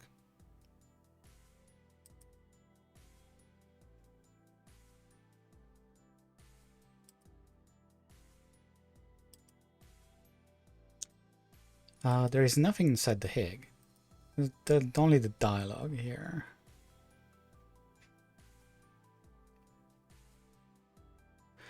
So there's nothing inside the HIG.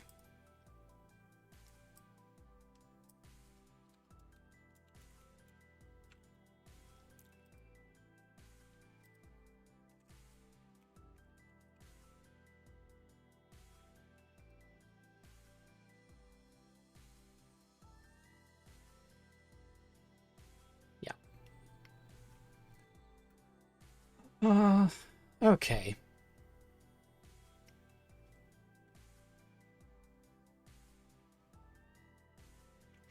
So the API reference for file shows a dialog. It's fairly comprehensive. Has a couple of typical usages, like open and save. They should be separate sections. And then there's a section on setting up the file chooser dialog and dealing with response codes. Response codes are not interesting at all.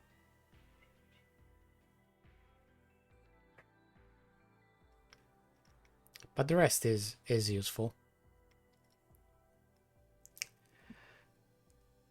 Yeah, every time I deal with the file chooser dialog, I open up myself for the meme like, oh, it's 2022 and the GTK file selection dialog doesn't have an icon view. Which is true.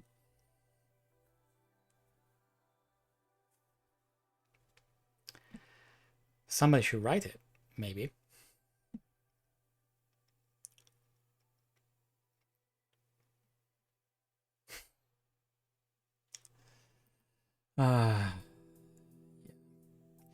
So the basic stuff is fine.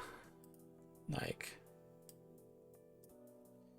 default selection dialog is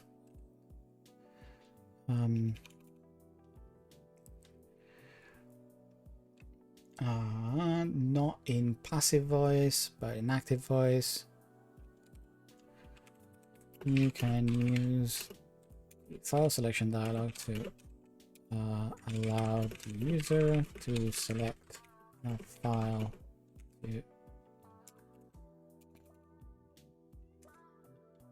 to open a file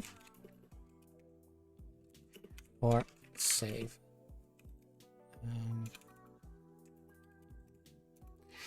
Open a file into your application or save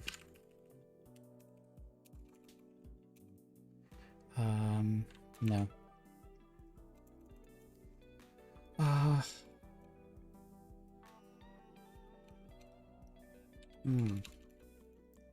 Because to open a file or save a file is kind of meh. You don't open a file and save a file. That is ridiculous. That is not a thing that happens. You open, you load an existing document and you save a document.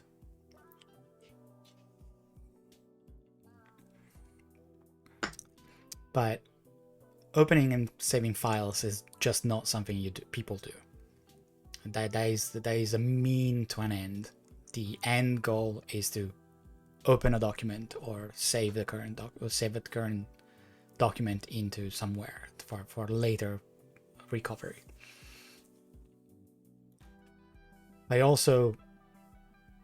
You don't open a file or, like, say you are sending an email, right? And you want to attach a file. The operation of attaching a file is opening a file. It's selecting a file, but it's still opening a file. The dialog is going to be exactly the same. So you're not really opening a file, you're selecting a file.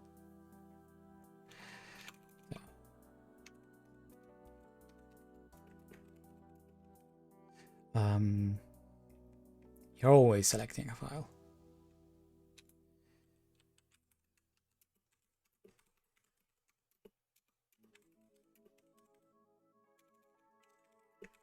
Okay.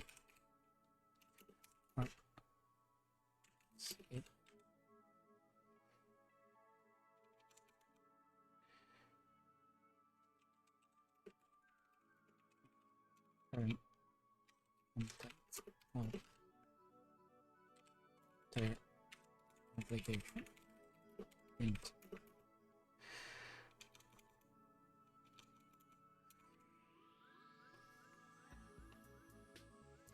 or to save the contents number. So the whole point of this is not loading and opening and saving files. It's loading and storing data. In order to do that, we select a file. We have a file to select.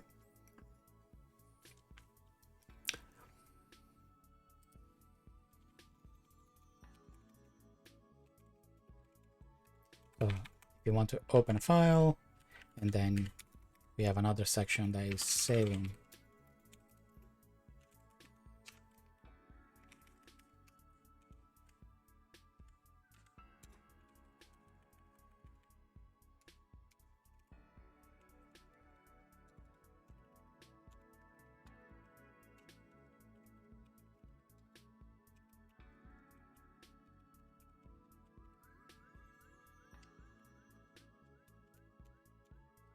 So we can break it down into these two. Technically, there's also the creating a directory, like selection.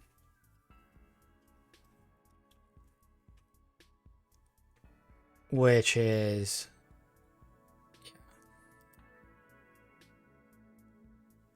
like the action. Sorry, create folder is a GTK3 only. I removed that for GTK4. And select folder should also be removed. It's just an open, but for directories. So it should be a flag somewhere. Just show me the directories, don't show me all the files. But basically, open and select folder are exactly the same. There used to be a create folder as well, but create folder has been subsumed into select folder, because while selecting a folder, you can create a folder as well. So you create a folder to enter that. You create a folder and you select it. That's it. So it's a lot simpler that way.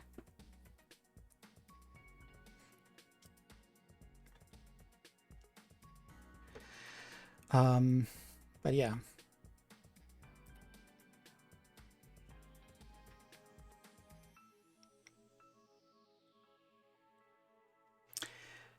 The cool.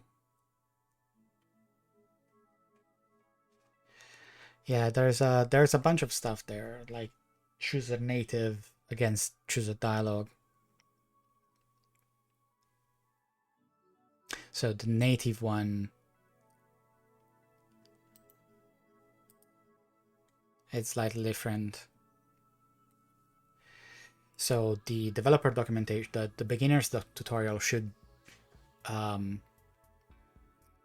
default to use the native implementation.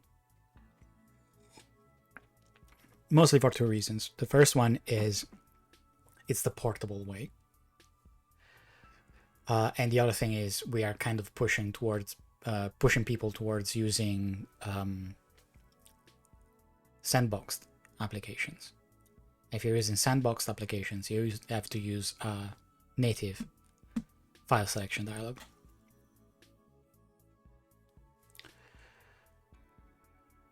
So, yeah.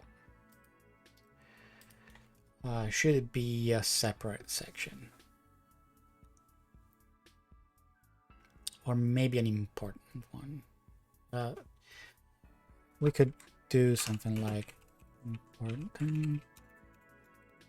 important. It's important.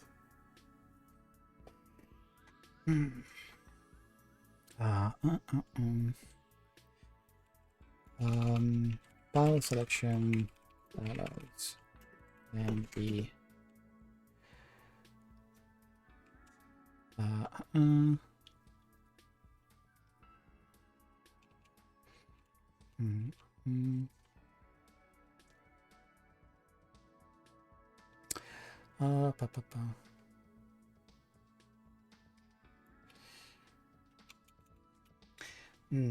This is a tricky one, because I could start saying newly written code or newly written applications should use native file choosers, because native file selection dialogs, because they work in cross-platform environments. They also work for sandbox application, mostly for sandbox application, more the cross-platform, because we're writing the GNOME developer documentation, so we don't honestly care about portability or cross-platform or whatever.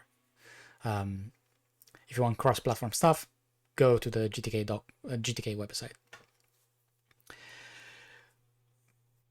But we're also writing the beginner's tutorial. So a beginner ostensibly should only have newly written code, because otherwise they will not be a beginner. So this is a tricky one. do we completely ignore GTK file chooser dialog and only use native ones? So basically we just do this.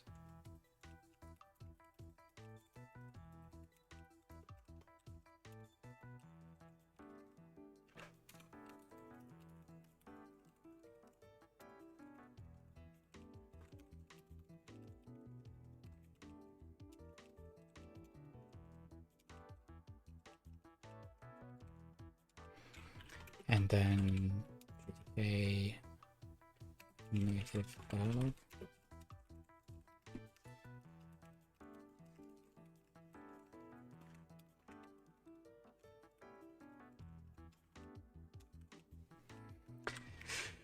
And that's basically how it works. So native.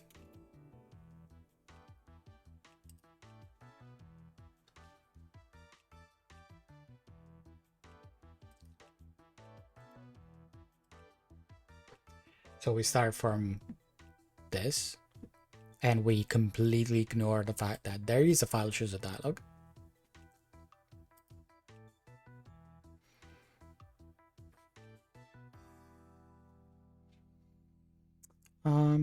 Maybe.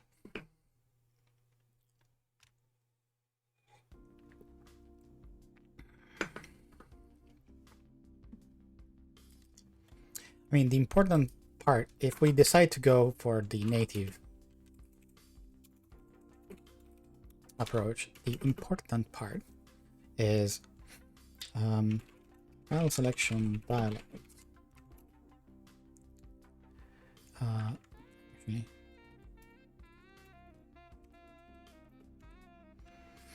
or now, let's say file selection dialogs can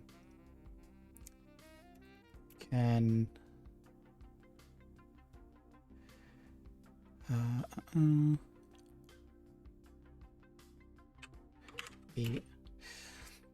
Why did we call them native? Jesus. I mean, you would think a native dialog is provided by GTK. Not. How do I call our GTK file chooser dialog? It's native? No, it's not. What? Oh, naming things.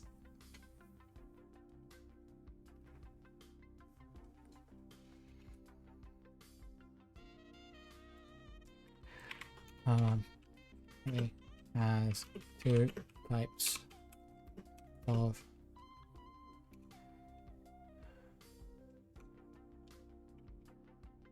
file selection dialogs. One is the internal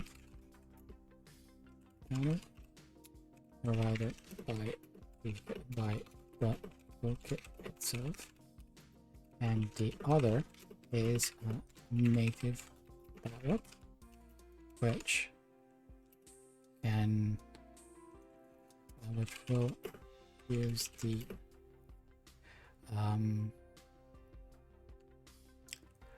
platform's own file selection.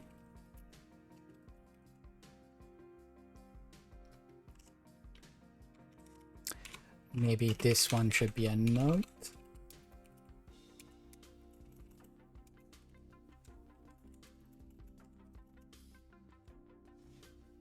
Maybe this is probably a better option. It's not entirely important. We are going to always use native file selection dialogs, as they are also the preferred way to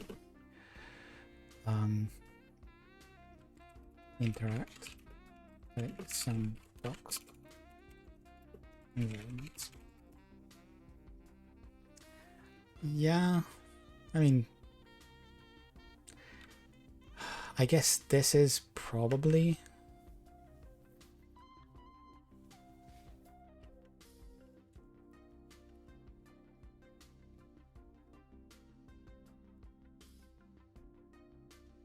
Yeah, this is probably the most useful way to putting it.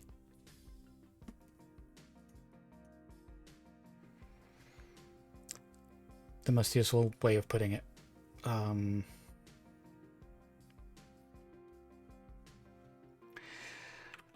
So,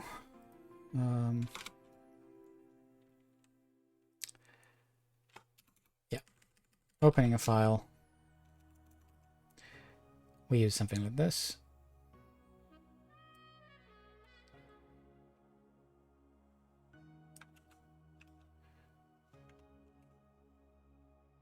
So, okay, file chooser native.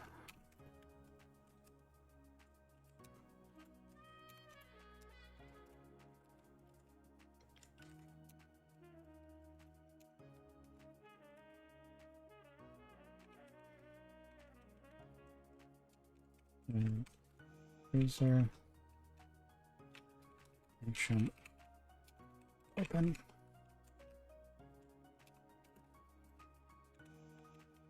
And cancel.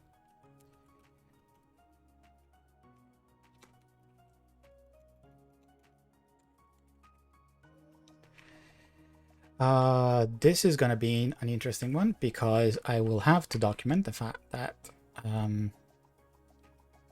native file chooser dialog,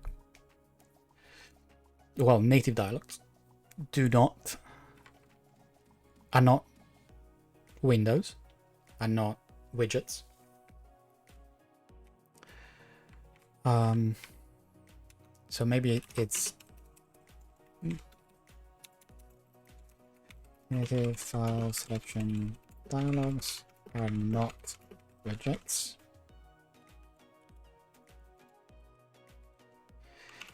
And plus, and they don't and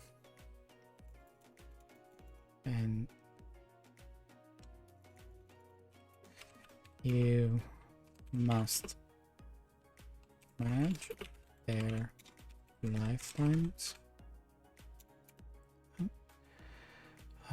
yourself. This is a classic mistake. Everyone falls into this trap. I've seen it on Stack Overflow, I've seen it on Discourse, I've seen it on Matrix/IRC, I've seen it on Reddit. Everyone expects the native file selection dialog to be a GTK dialog. It's not. It's not a GTK dialog. It's not a GTK widget. It's not. It's a G object, which means that the lifetime of the widget, the lifetime of the native dialog. Sorry, I made the same mistake myself. The lifetime of the native file selection dialog is entirely in your hands. So if we do something like this, native equals a file user native title, is it called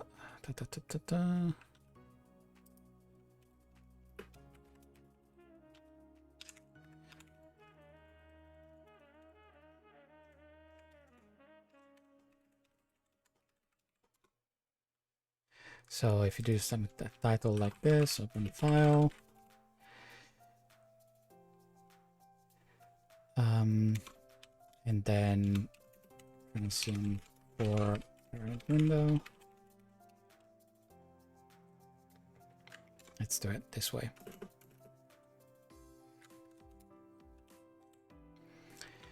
And then we do action, a file chooser action open.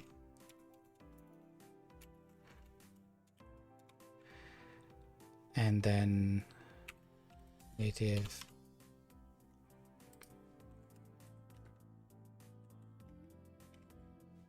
oh no, yeah, because we changed it, it's fine. And we'll It's open and cancel label is cancel. Yeah, like a GTK dialog, we have properties here because we have to create the widgets ourselves. We should have added that to the GTK dialog API as well, but it's fine. So basically, if you do this, and then you do native connect response on response,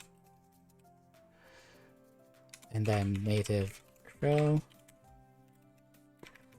and then the control flow ends, Python will collect the native dialog and you won't see it. It will just disappear. Because at this point, we have to store a reference somewhere. So you have to do something like this.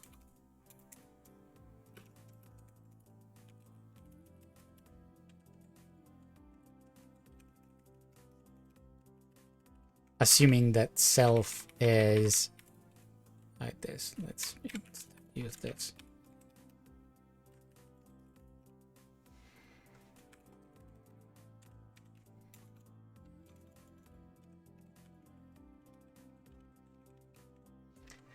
If you do this, then you're storing it somewhere and the object will not go away.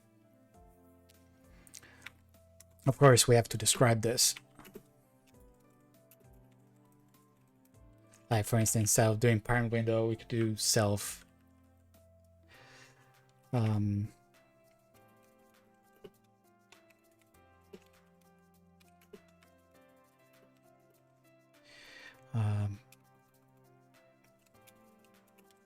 this case is the application singleton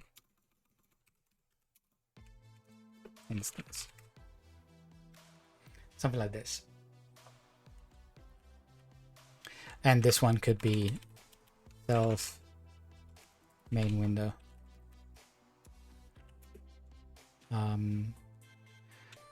Self main window has been defined, is defined elsewhere.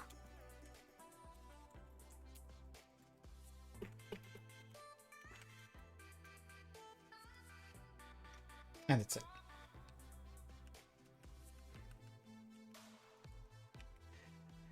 And then we have to keep, we can do this. So,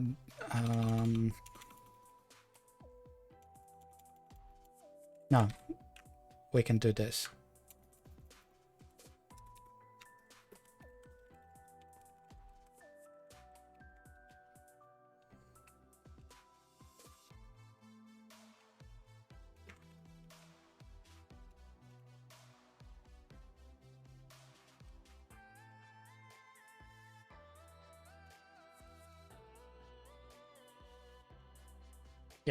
This one will tear down the native one.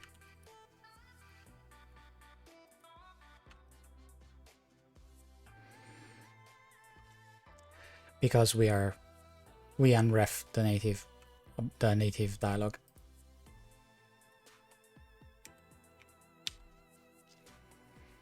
Of course, we'll have to add code that does like self open file native get file.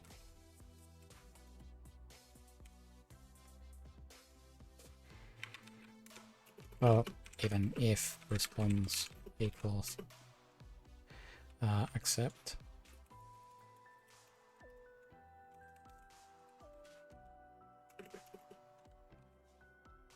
Yeah. So this is the trick. The main problem is always keeping a reference to the native dialog, because unlike GTK dialog or GTK file chooser dialog, the native dialog will just disappear when it goes out of scope.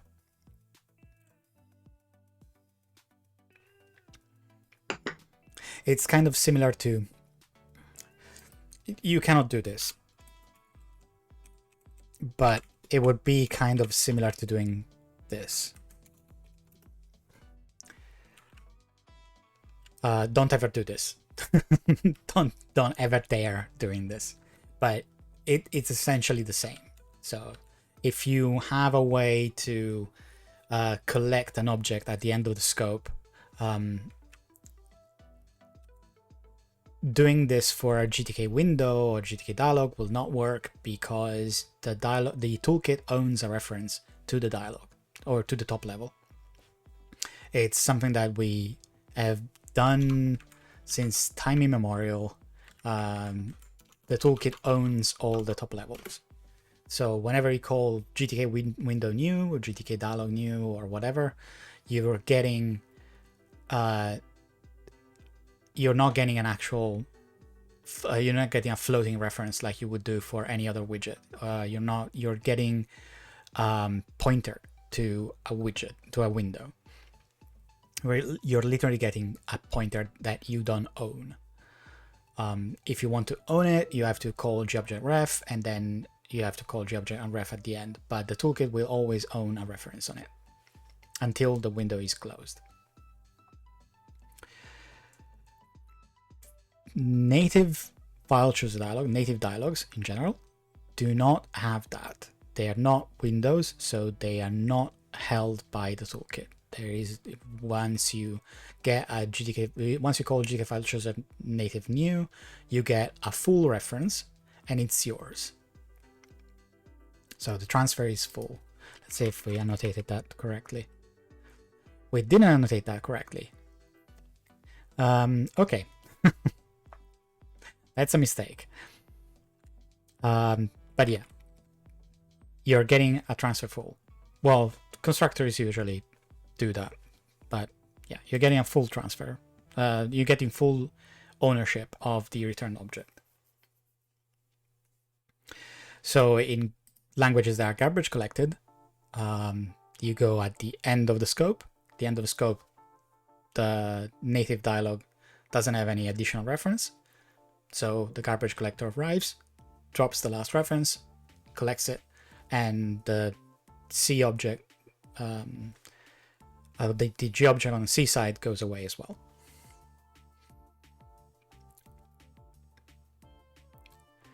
So it's important to always remember to do this, to always keep a reference.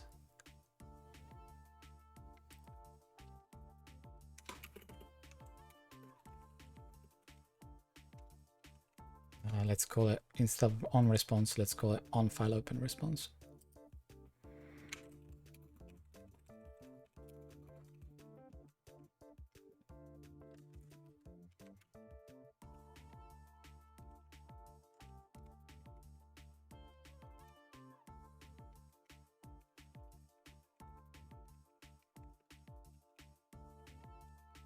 GK download.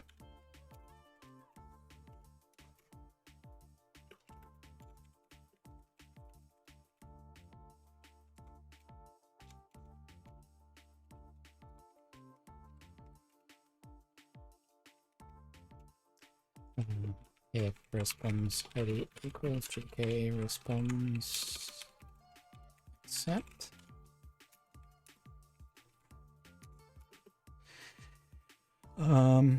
A file user.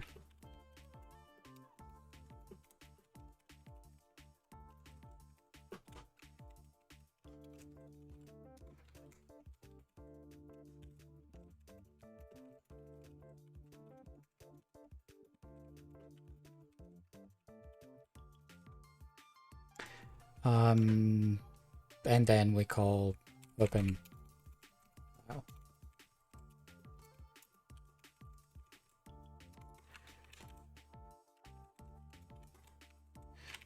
Let's do this. Again, we're writing GNOME.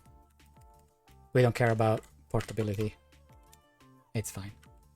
And then unref. We're writing GNOME code. GNOME code is compiled with GCC or clang, and GCC and clang have the cleanup attribute, which means we use gautopointer. If you're using a lesser compiler, then I'm sorry for you. Stop doing that. Stop hurting yourself. You're already writing C. Try not to increase the pain level.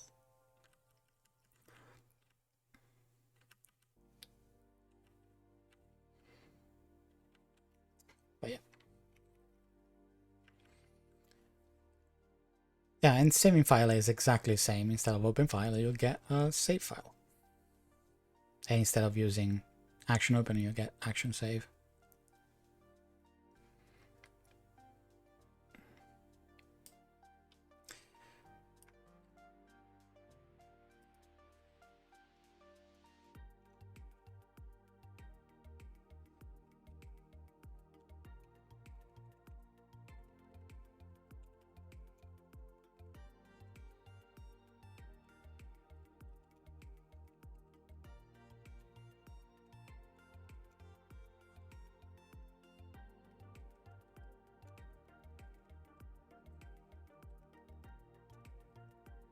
And that's it.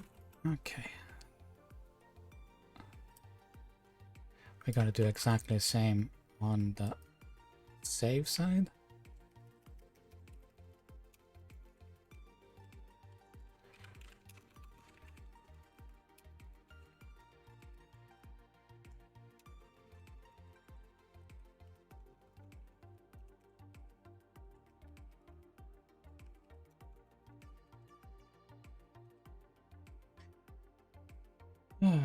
From a documentation perspective, it was easier when we had GTK dialog run and GTK native dialog run because we didn't need it. We didn't need to have a separate function to deal with this.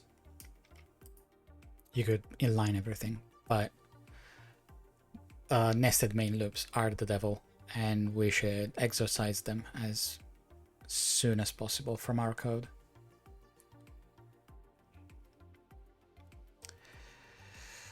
So these are the two important things, but file chooser as an interface has some more interesting API that could be useful in a beginner's tutorial. So, for instance,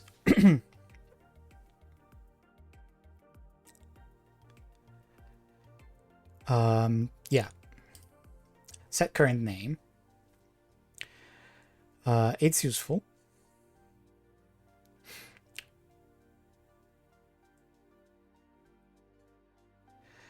Set current name is useful if you want to pre-populate the name of the file when saving it.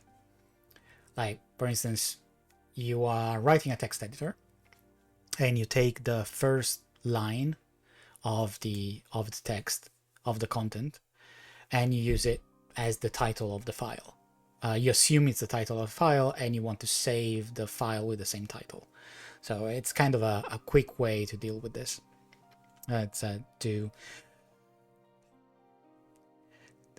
You're second guessing the user at that point, but it's a good type of second guessing. You're helping out. 99% of the time, it's gonna be the correct guess. Let's just say. So, yeah.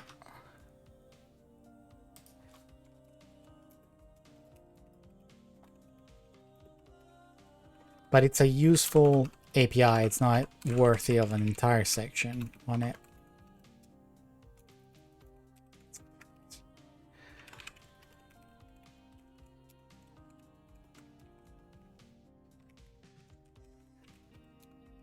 When saving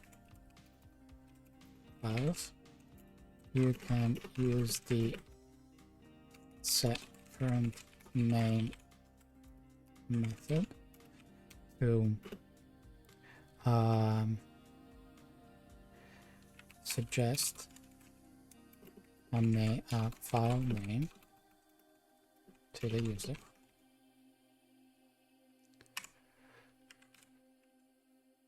And there is one.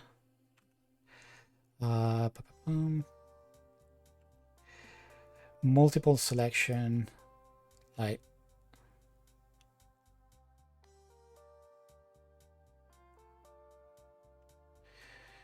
set select multiple.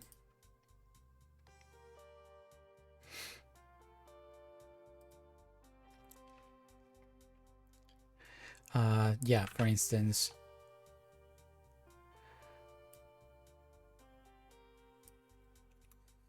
in order to select multiple files to open, we can use the set select multiple.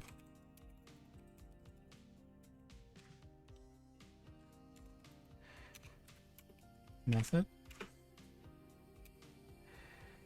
and then call get files.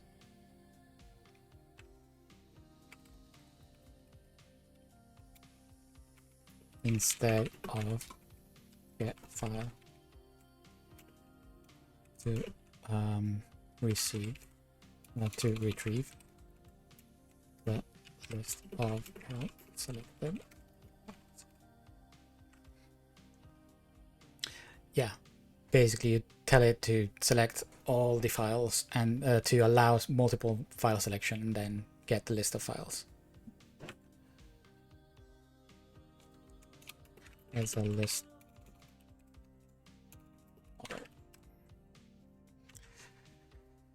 Yeah.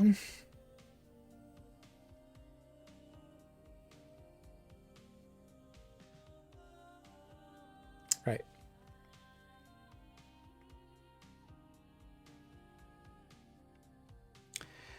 And then what else? Adding choices. Oh, adding choices instead is a good thing to add to a section. In part because we're gonna need an example, and in part because it's more complicated than just calling set add choice and then get choice when ready. Choices. Selection dialogs can have and expose additional controls to in the form of choices.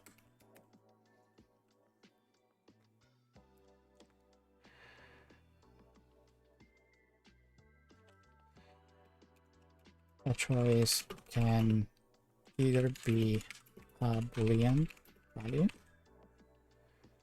a Boolean yes or no option, or a selection of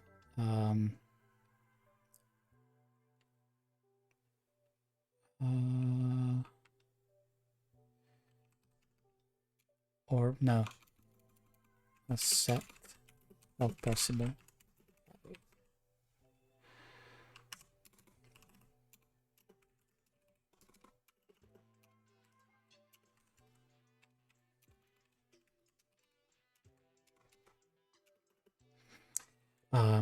for instance,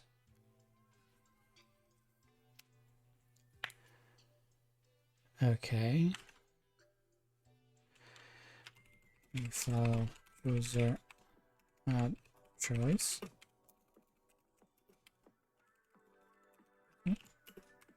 I just call it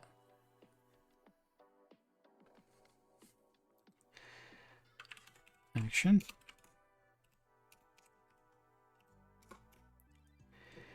And then it's going to be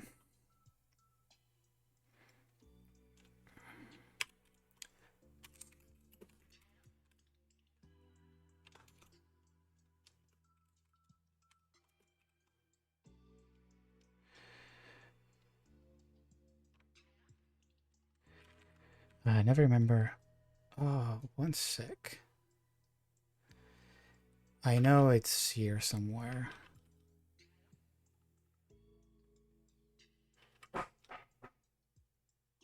Okay.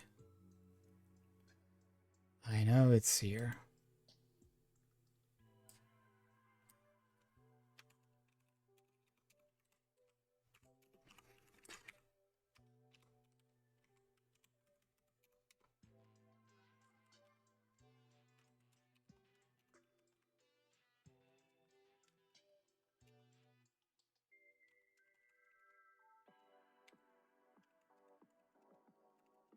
So it's going to be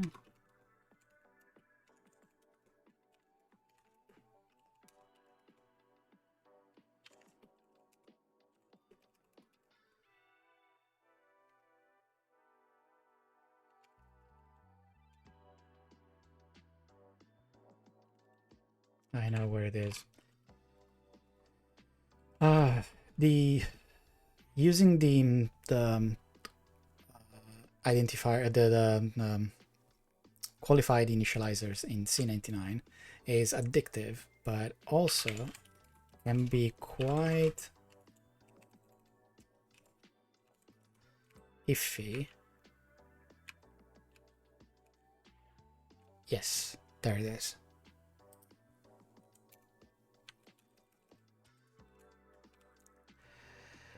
So this is going to be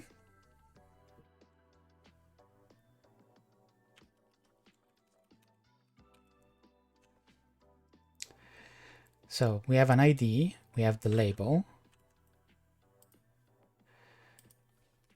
which is going to be this. What?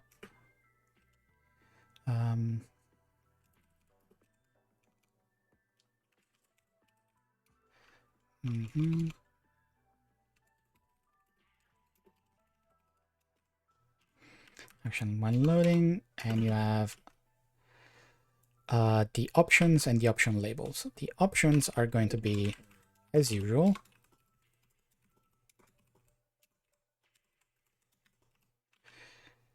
and they are null terminated.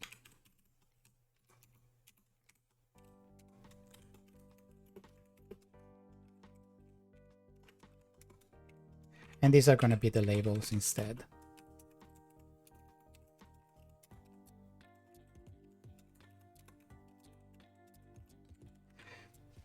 And this is going to be null terminated as well.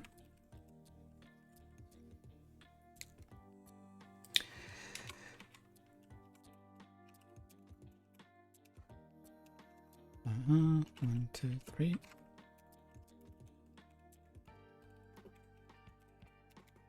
So what did I do?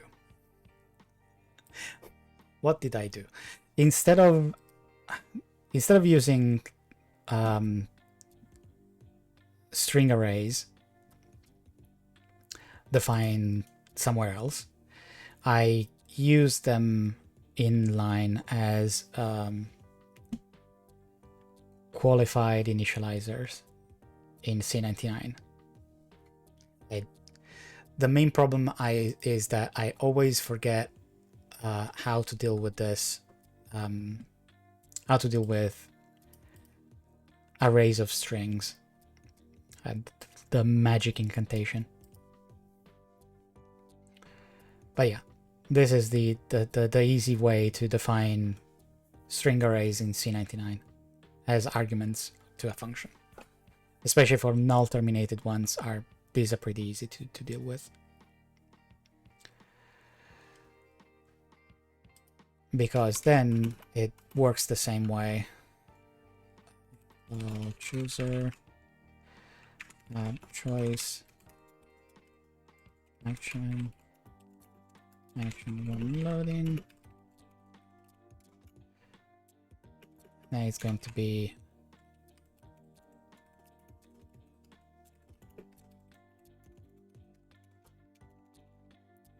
pudge.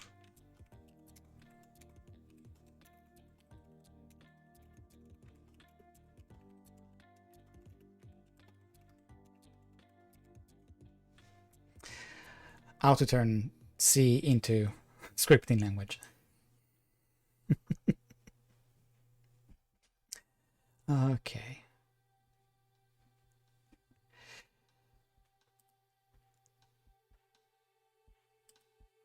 Like this.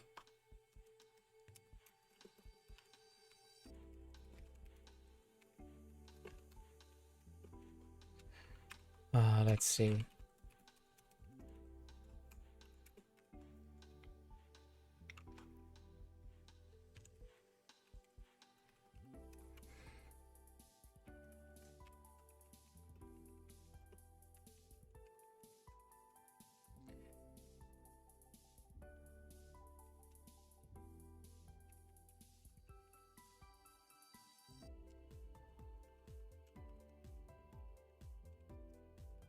Oh, syntax validation.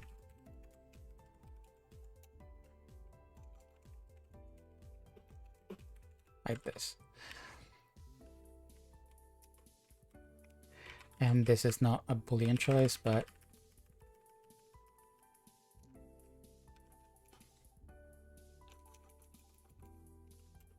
multiple choices.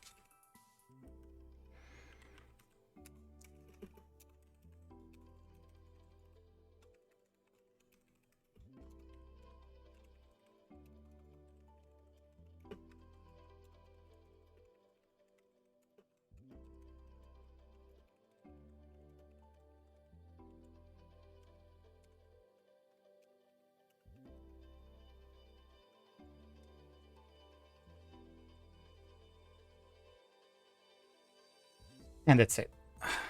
That's how you do it. We can add a.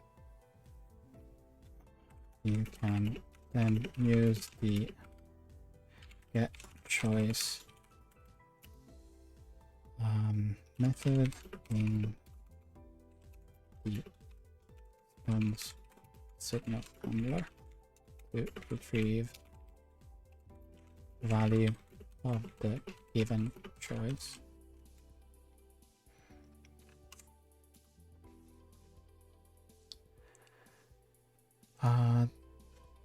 Yeah.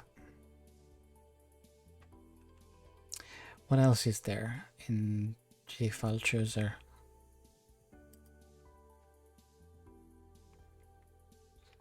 There are filters. Those are also kind of important.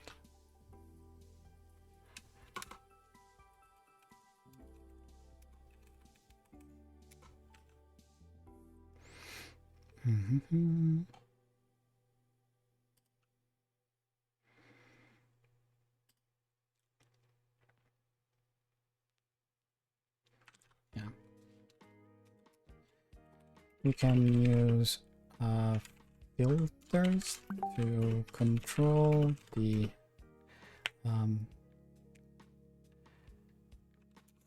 what kind of files the dialog should display to the user. File filters are can use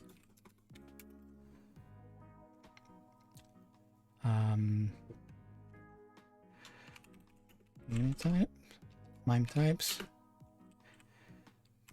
patterns for the file name, suffixes for extensions, patterns matching file name, and suffixes for matching file extensions.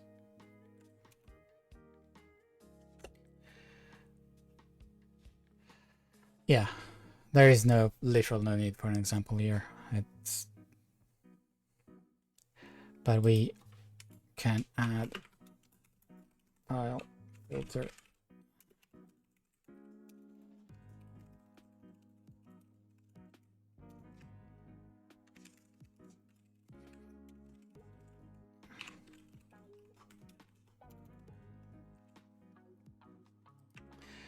Okay. So let's see, file dialog here and file dialog here.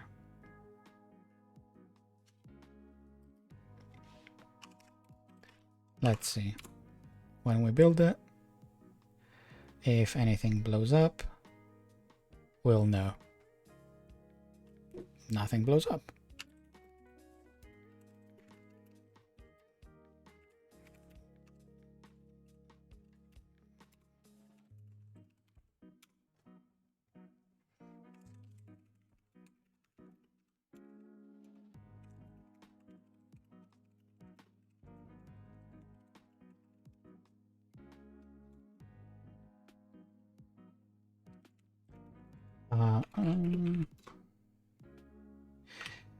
There shouldn't be.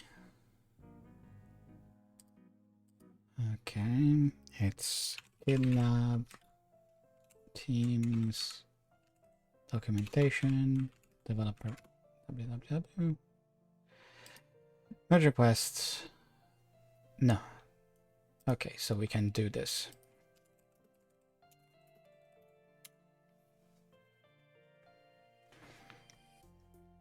Yes.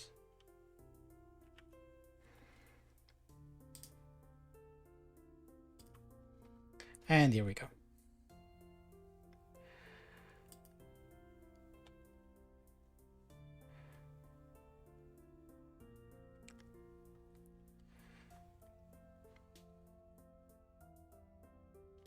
Yeah, this one should be fine. Yeah, I'm always worried about this. It's such a... The file selection dialog in GTK is such a mess because it's a massive dialog. It's a massive code base. It's not just the dialog. The dialog includes, which is already fairly big because it has to build the entire thing, but also it has to include the file chooser widget, which is another massive thing. The file chooser widget and inside it includes the sidebar, which is its own separate widget, the file entry, the file chooser entry, which can be used for navigation, which is its own widget, and then the main view, which is a stack of multiple tree views.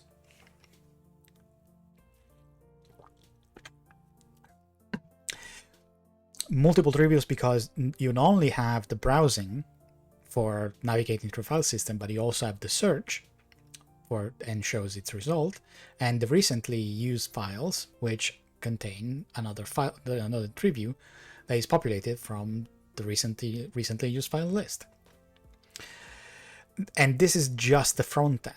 On the back end, there's the search engine abstraction that uses file tree walk and uses tracker on GNOME and uses the Spotlight on macOS and generates the list of results asynchronously, so it doesn't block anything.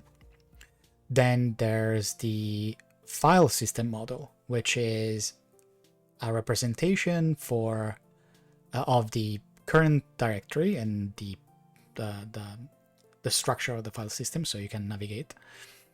That is compatible with GTK3 view, so it's not a list model like we do these days with GTK4 and GIO, but it's a GTK3 model implementation, its own GTK3 model implementation. So it's not a tree model or list store. It's not a tree store or list store. And that is the file selection dialog. On top of that, the file chooser widget, and the file chooser widget is a massive state machine that basically knows what to display to the user and knows how to react to the API whenever the mode changes. So you can enter the recently used file list and search there. You can enter the search mode, and then you can enter file browsing. And that is one. And then there's a dialog around it. The dialog around it also handles things like you save the file with the exact same name. So let's pop up a dialog that basically lets you confirm whether or not you want to overwrite it.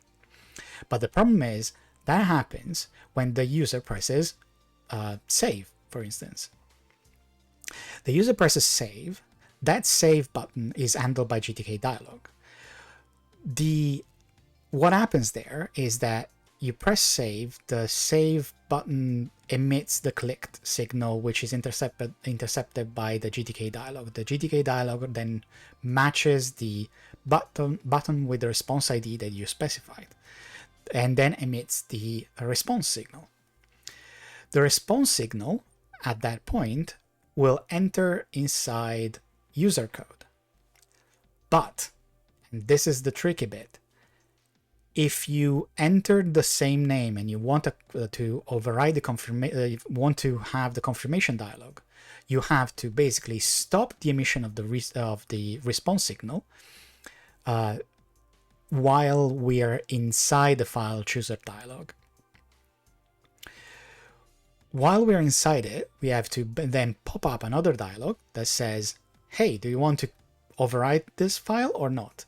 And if you want to overwrite it, then you press the button there, which goes into a response, and then it will it will have its own response, and then it will decide whether or not to either re-emit the response signal, this time without going through the overwrite confirmation, or if it wants to stay inside the dialog so you can change the name.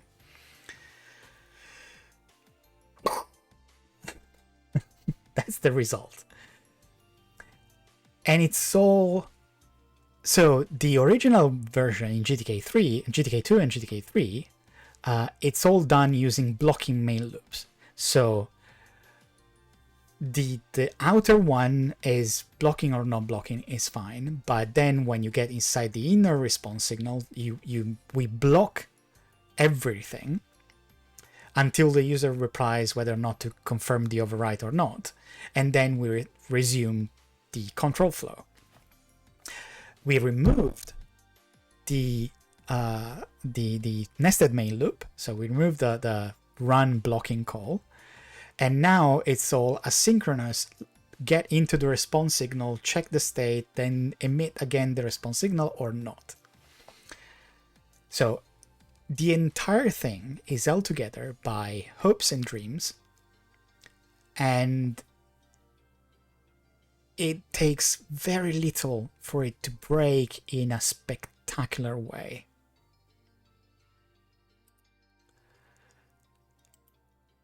Because it's all based on the assumption that everything will block and everything will be fine. How did Nautilus fix this? So Nautilus fixed this by not having a separate dialog. When you are renaming something, the renaming function appears on a popover, and you rename it. And if it conflicts with another file, it will block. The popover will not disappear. GTK file chooser dialog could do the exactly the same. If you type a file and the file exists, it could pop up a simple popover saying, "Hey, this file already exists. Are you sure you want to do that?" And not involve the GTK dialog's response signal. But untangling all that mess is so dispiriting that every time I start looking at that, I feel bad. Because you have to go through every single bit and then remove stuff and then add new things, and you have to ensure that stuff doesn't break in an unexpected way. But it is such a pain. So, okay. Okay.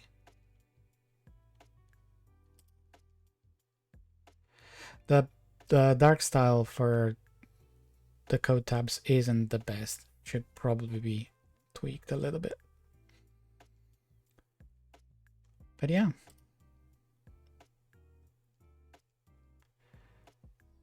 Yeah, it seems to be working. Seems to be good enough. Again, if you have better ideas, feel free to open a merge request. Yeah, we can merge this.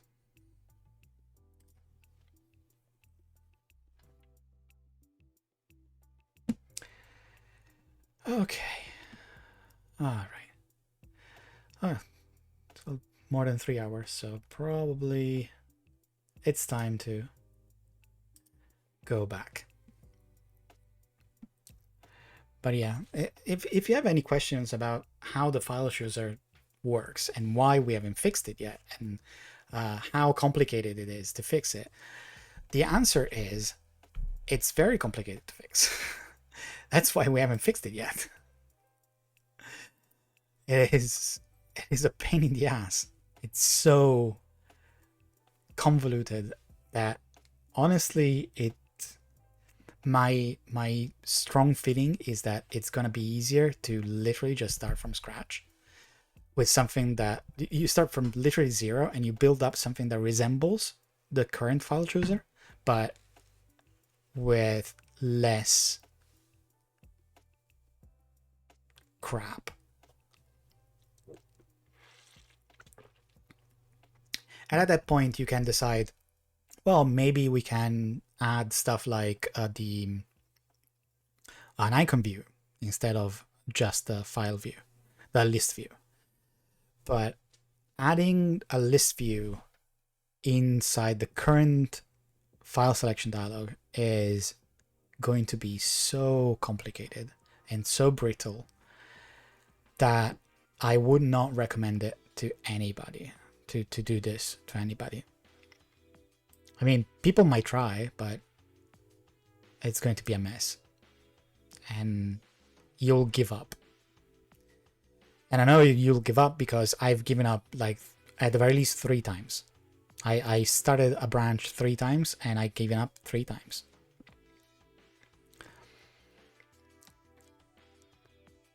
So I guess my strong suggestion is if you want to work on the file selection dialog for GTK and you want to like change stuff and you add stuff, I would strongly recommend you start from an out of 3 dialog, like out of 3 API, and you start building it up from the ground up. You start like with the structure, and then you start with the list view and the grid view and all the files, the file models and the directory structure, and then you build up until you get a file selection dialog that works more or less like the current GTK one. Or if you want to go completely mental, just try and mimic what Nautilus does. But in general, I would never recommend to mimic what a file manager does inside a file selection dialog. Again, that is not a great plan. We tried doing that with GTK3. We moved the file selection dialog from a file selection dialog to something that looks a lot like Nautilus and behaves like Nautilus, and it broke.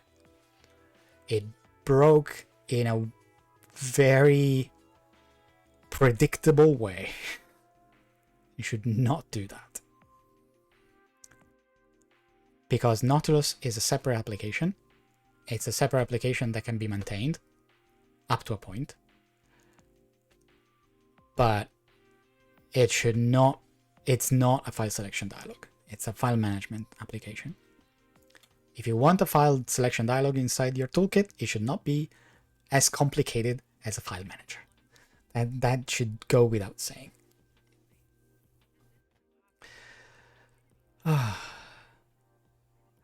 Anyway, don't get me started on ranting about the file selection dialog.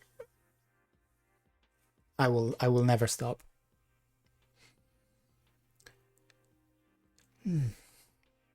So, yeah.